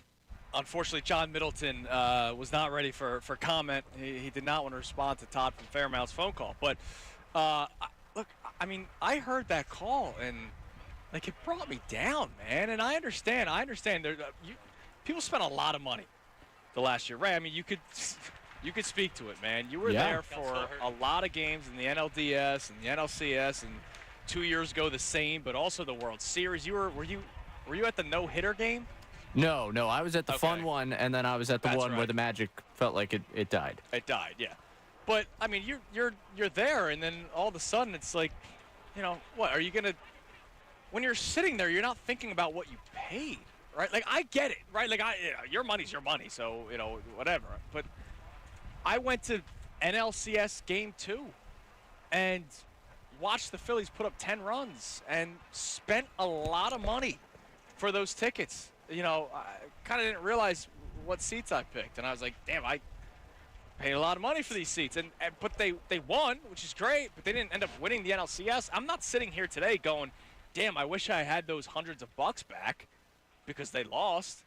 No. I mean, I was there for, again, the fun one, Game 3 of the World Series that year. And I remember sitting there with my dad, and there's no way in the world I would take back those memories with my dad, despite the way the series went. Like, it went horribly, and again, 2022 has a different feel to 2023 for me personally, and I think for some people out there just because of the weight of expectation that's on this team, but I'm not going to let the weight of that expectation on this team totally crater my enjoyment of another Phillies season. Like, I think that's where Todd loses me. Like, I'm with Todd. You spend a lot of money. You obviously want the end goal, and you want that investment to pay off in a World Series. Also, he throws Pittsburgh under the bus there as if we didn't have a decade without postseason baseball, as if there wasn't 14 years between 1993 and 2007, as if, there's been long extended times where we've been getting excited. I know you mentioned Aaron Altera. I don't know if you mentioned yesterday with Tom or as you mentioned him last week with me. Like, people that you were able to talk yourself into while things were going poorly. Thinking that they were going to turn into something. Right. And it's like you have done so much of that obviously the emotional payoff we all want is a parade down Broad Street. But, God, if you don't let yourself just enjoy the moment a little bit with this, I feel sorry for you. I do. I feel sorry for you if you miss out on such a great team because you're like, well, you know what? None of this matters unless I see this team in a World Series. Yeah, obviously the end goal is you want a World Series. The World Series are bust expectations for a team. But my goodness, if you're not going to enjoy it until you get there, I feel bad for you. I feel sorry for you. And look, I get being disappointed, and I get, there's going to be the fans that say, wow, this is a lot of fun, but I don't want to get my hopes up, right? Like, I get that there's going to be people like that throughout the season. The Phillies could be in first place on July 1st, and somebody's going to say, this is so much fun, but I don't want to get my hopes up. And I get it, right? Because it was an extremely disappointing end to last season, but I hope that you're at least enjoying yourself during the run of the season. It's a long season, and you're just going to go crazy if you end up being upset the entire time or thinking about the financial burden of the playoffs. Like, then don't go to a game anymore. Like, I'm sorry to be blunt about it, but if that's the case, yeah, you're I'm not going to compare buying a ticket to betting on FanDuel, but there's a risk. Like, any game you go to, they might lose. That's accurate. You don't go to unless you're Ray Dunn. I mean, Ray, you had probably some of the best success rate of going to the games that I knew of last year. And even I couldn't bring them a winning game. Yeah, exactly. I mean, it's the way that it was. But I don't know. I heard that call and it bummed me out. And I wonder if there's other people that have that kind of mindset, that have that kind of attitude. I would love to hear from you. 610-632-0975. Is Edith still there, Ray? Ray? What was that? Sorry, is Edith still there? Edith is absolutely still there. Sorry. All right, so I want to lead into Jason Kelsey, but before we play what Jason Kelsey had to say, let's go to Edith and Chester. What's up, Edith? Hi, Andrew. How are you? Are you enjoying you're enjoying your spring training down in that nice weather? Yeah, I thought that they would give me a shot, try to make a spot on the roster. I said that would be good for content. Like, if they had a radio host also on the team, I think it would be good for the station. It would be good for the team, but they opted out of that. Oh, that's maybe next year, hon. Maybe next year. Yeah. I told them I'd take league minimum. Like, I don't need Zach Wheeler $45 million money. League minimum. Oh my God! Yesterday, I'm telling you, my eyes are still red. Oh, yeah, They're with still Jason red from Kelsey. Kelsey. I'm telling you, Kelsey and Dawson, they're my two legends. I'm telling you, they are the two legends that's always in my heart going to be a Philadelphian. They just are. Yeah. And his speech, what I would like to see is whoever's in charge of that locker room to play parts, if not all, of that speech before next season. Mm-hmm. To get them motivated, to get them ready, to see what it means to be a Philadelphia Eagle. Well, yeah, and Edith, I said this earlier. And I'm not just saying it. I mean it. Like, I want that clip when he talked about the fans that we're gonna play after I'm done talking to you. We'll play it again. I want that clip saved by Daryl Morey. Yep. I want it saved by Howie. I want it saved by Dombrowski, and I want it saved by Keith Jones. And anytime they bring in somebody that's a potential free agent, somebody they trade for, somebody that they draft, and there may be the concerns of playing in Philadelphia, I would want them to play that for him. Be like, look, this guy's an Eagles legend. We'll never have to buy a beer, get in this city. Yeah, he won a Super Bowl, which is pretty important, but he plays a position that, like, how many centers around the NFL are as popular as Jason Kelsey in Philadelphia? You don't get that anywhere else. Not many. I don't think anybody else is. Because right. He gave us all of himself every single game, Andrew. And I just don't want to see that. I don't want to see what we went through last year. I don't want to see that type of collapse that we did last year. No, of course not. We still didn't get no right answers on what happened, and we may never know. But the thing about it is we got to make sure this team is ready to go next season. That's my team. And like I said, win, lose, or tie for me. I'm with them all the way. They have to make sure that they get themselves together and come into camp right. Yeah, absolutely, and I think that they will, Edith. Like, I think they're going to be set to play, and I appreciate the call. Always great hearing from you. Like, I think they're going to be set for a good season next year. It's going to be a busy offseason. I think there might be maybe a bit of an emotional toll with Jason Kelsey not there anymore. I mean, I asked Jeff McLane that earlier today. We had Jeff on, as we do every Tuesday. You can hear that again on 97.5thefanatic.com. And I asked Jeff, like, how much the team's going to miss him from not just a playing standpoint, but a leadership standpoint. And he said, yeah, I mean, that guy, he didn't speak all the time to the team, but when he spoke, everybody listened. And I wonder who's going to be able to take that reign. You know, to tie it into baseball, Rhys Hoskins was that guy for the Phillies, and Kyle Schwarber, we just had Alex Coffey on from the Inquirer. You know, she said Schwarber kind of started doing that last year, and now he's basically the guy this year for doing it. Every clubhouse needs that guy, and Jason Kelsey has been that guy for a long time. I was thinking about this when I was just talking to Edith, Ray. Like, Jason Kelsey is not a legend because Travis Kelsey's dating Taylor Swift, right? Like, he's now become nationally recognized, but, dude, he was a legend here. What? The speech. I mean, yeah, the speech. It's been 6 going on 7 years of him being a legend in Philadelphia, well before, you know, any Travis Kelsey, Taylor Swift stuff. So, like, this guy, like, dude, did you hear Jay's call? I heard parts of it. I was trying to get McLane up. I had to tell Jeff, I was like, hey, you know, love talking to you. I just want to make sure Jay and Andrew don't end up fighting each other on the air right now. So he needs to be studied. Like Penn or so, like one of our great hospitals needs to grab Jay and just study him. He doesn't like Bryce Harper because he panders to the city. He had another asinine take not too long ago, and now he says that Jason Kelsey did that all for show. Which is wild. Are you serious? Like, I didn't know there was somebody that was anti-Jason Kelsey in this city. It's crazy. 41 minutes worth of talking about your career. He couldn't get words out for the first 10 because of how emotional he was. Like, if he's an actor, man, good luck. Have fun in Hollywood, because that would have been fantastic acting. Yeah, DiCaprio, look out. Yeah, like, Kelsey's coming after if he's that good of an actor. I can't believe anyone would have that thought process. I'm glad you brought that back up, because I did want my opportunity to rip Jay for what he had to say. That was ridiculous. And I love Jay. I've been talking to Jay for 10 years now, but his last couple calls have been like, what? What are you saying, dude? I can't believe that you would have that thought process when it comes to what you listened to yesterday, that you somehow think 41 minutes of conversation from Jason Kelsey, somehow he was putting on a show. He was not putting on a show. Now, I will say he's not. I saw some people on social media, right? So I'm listening to the press conference, but I was refreshing Twitter. Right. There were people going like, all right, this is getting a little weird, because it took like 10. I loved it. Like, I love that he was so emotional that it took him like 5-10 minutes just to basically get a couple of words out. Like, that showed how much his career meant to him. And he mentioned Philadelphia not once, but 3 or 4 times about playing in Philly.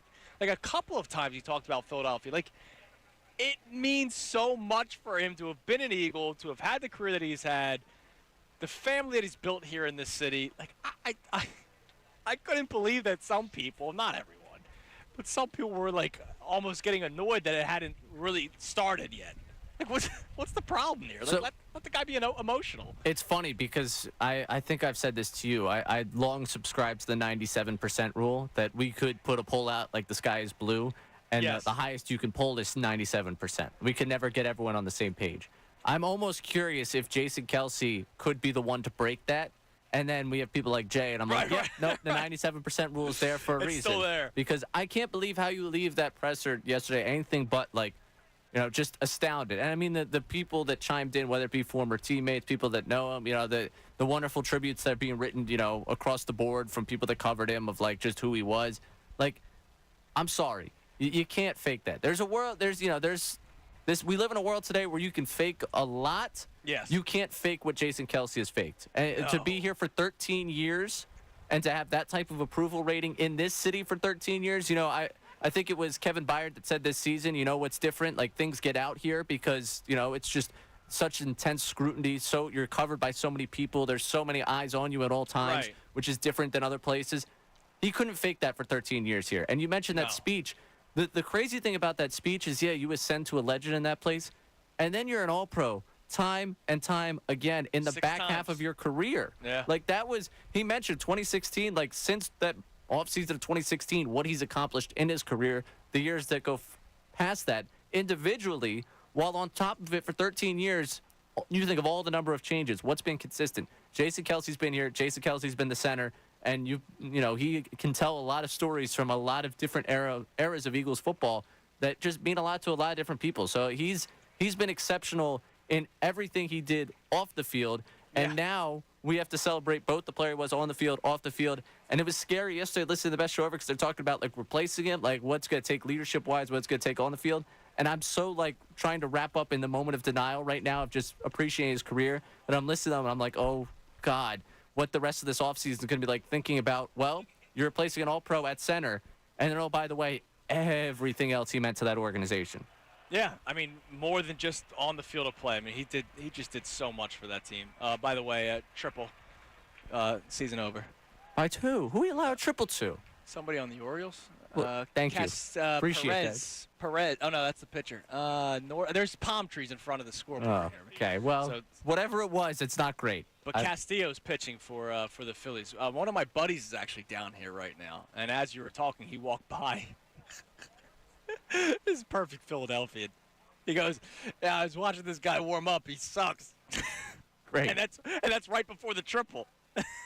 That's great. Unbelievable. All right, so speaking of Jason Kelce, so the other topic that we had on hand today was how important is it for you as a Philadelphia sports fan to watch people and root for people, right? To really root for players that seem to just get it in this city. So here's Jason Kelce talking about playing in Philadelphia. No one celebrates their own like the city of Philadelphia. Athletes become demigods in this city, even ones whose deeds span decades before. The Eagles are the #1 ticket in town, the most talked about thing at nearly every moment. With that amount of attention, you better be ready to overcome the lows that will happen and be ready to persevere in the face of the criticism. They will let you know when you are not performing well, but they will also love you if you show effort, aggression, desire, the will to fight. They will love you in this city if you love it the way you love your brother. You will be loved by going above and beyond to show that you care, because they care. They've been caring for generations in this town about this team, and they aren't about to accept a bunch of excuses and soft-ass nonsense representing the name on the front of the jersey, something they've invested their entire lives in. If you don't like what the fans and media are saying as a player, it's very easy. Love them, treat them like your brothers, and go out and play your balls off. Wear your heart on your sleeve, and I guarantee you change those narratives. I mean, is that so hard to grasp? Like, I really don't understand how some players just don't get that. Now, look, I get it, dude. Like, I get it. You're hearing how you suck all the time. It's eventually going to weigh on you a little bit. But, you know, I don't understand how it's so hard to just realize that we care. And I get it. Sometimes people think that we care too much. And maybe we do at times, right? Like, you know, again, I told you about somebody I was speaking to during one of the commercial breaks, and she was upset that the Phillies lost yesterday, like in a spring training game. And it's like, really? Like, it's okay. Like, they're fine. That's a losing culture you're setting down there in Grapefruit League play. Yeah, exactly. I'm like, it's fine. Like, you'll be okay. But I get it. So sometimes we might care too much, but Jason Kelce cared a lot, and he realized that, and he realized how much we care, and it made for a great relationship between city and player. And I don't understand how some players that come through here just don't get it. Now, he's been here for 13 years, so it probably took some time to realize that, or maybe it didn't. I don't know when he realized that. Like, if I ever talked to Jason Kelce, like, I would love to realize, like, when did you realize that we cared so much? Was it year 3, year 4, year 10? I don't know what it is, but I get when a player comes here on like a 1-year deal and maybe doesn't connect all that much. But then look at like Patrick Beverly. He was here for not even half a season, and he's a hero here. You know why? Because he gave it to him, and he showed that he loved Philadelphia. Like, it's really not that hard. We are easy people to take care. Like, we're easy. All right, like, you know.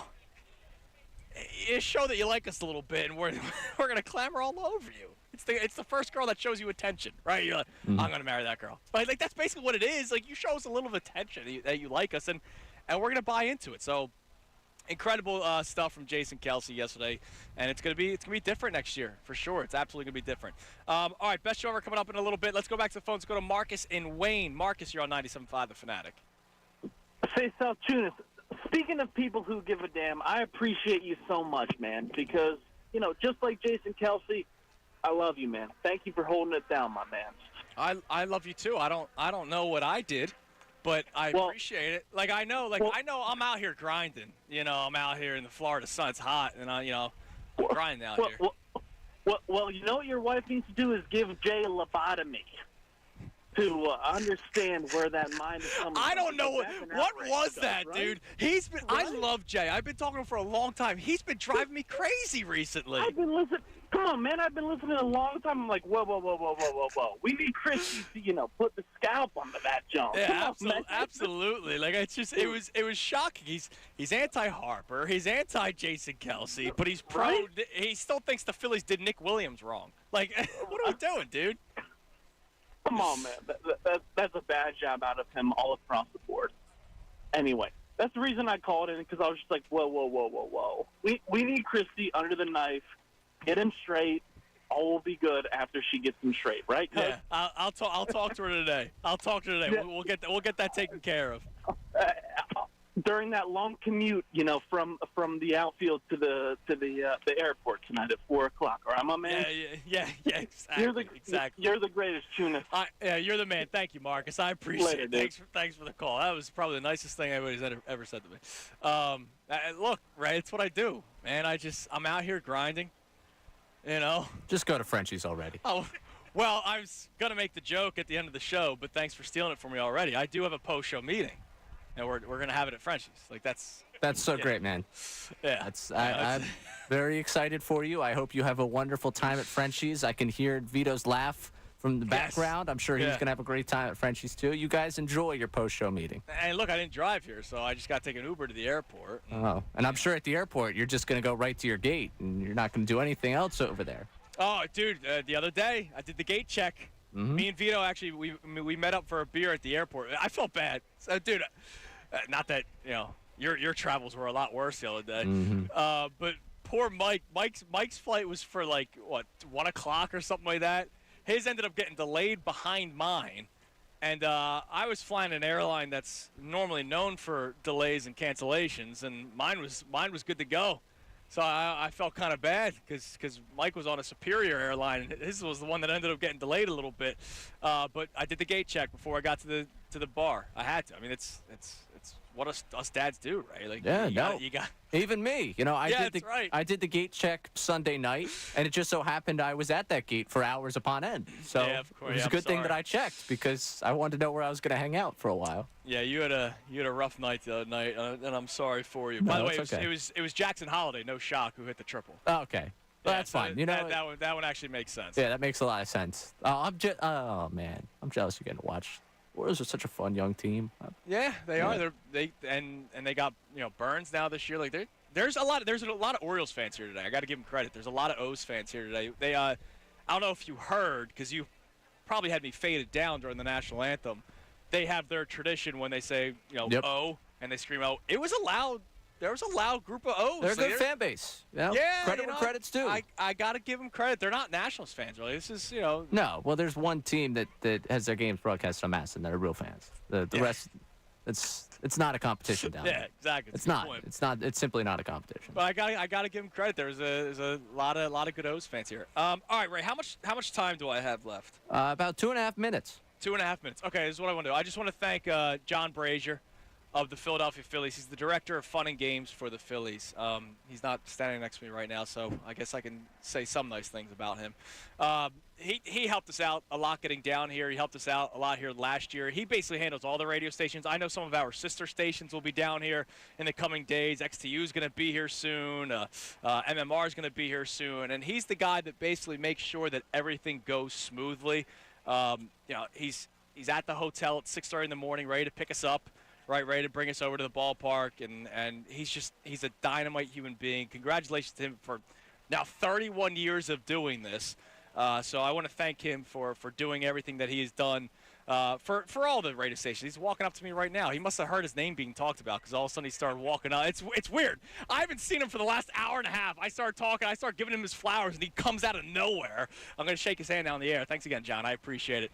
So thanks to John Brazier. Thank you to the Phillies for having us down here and being so hospitable because that's what this organization is. It's an incredibly run organization.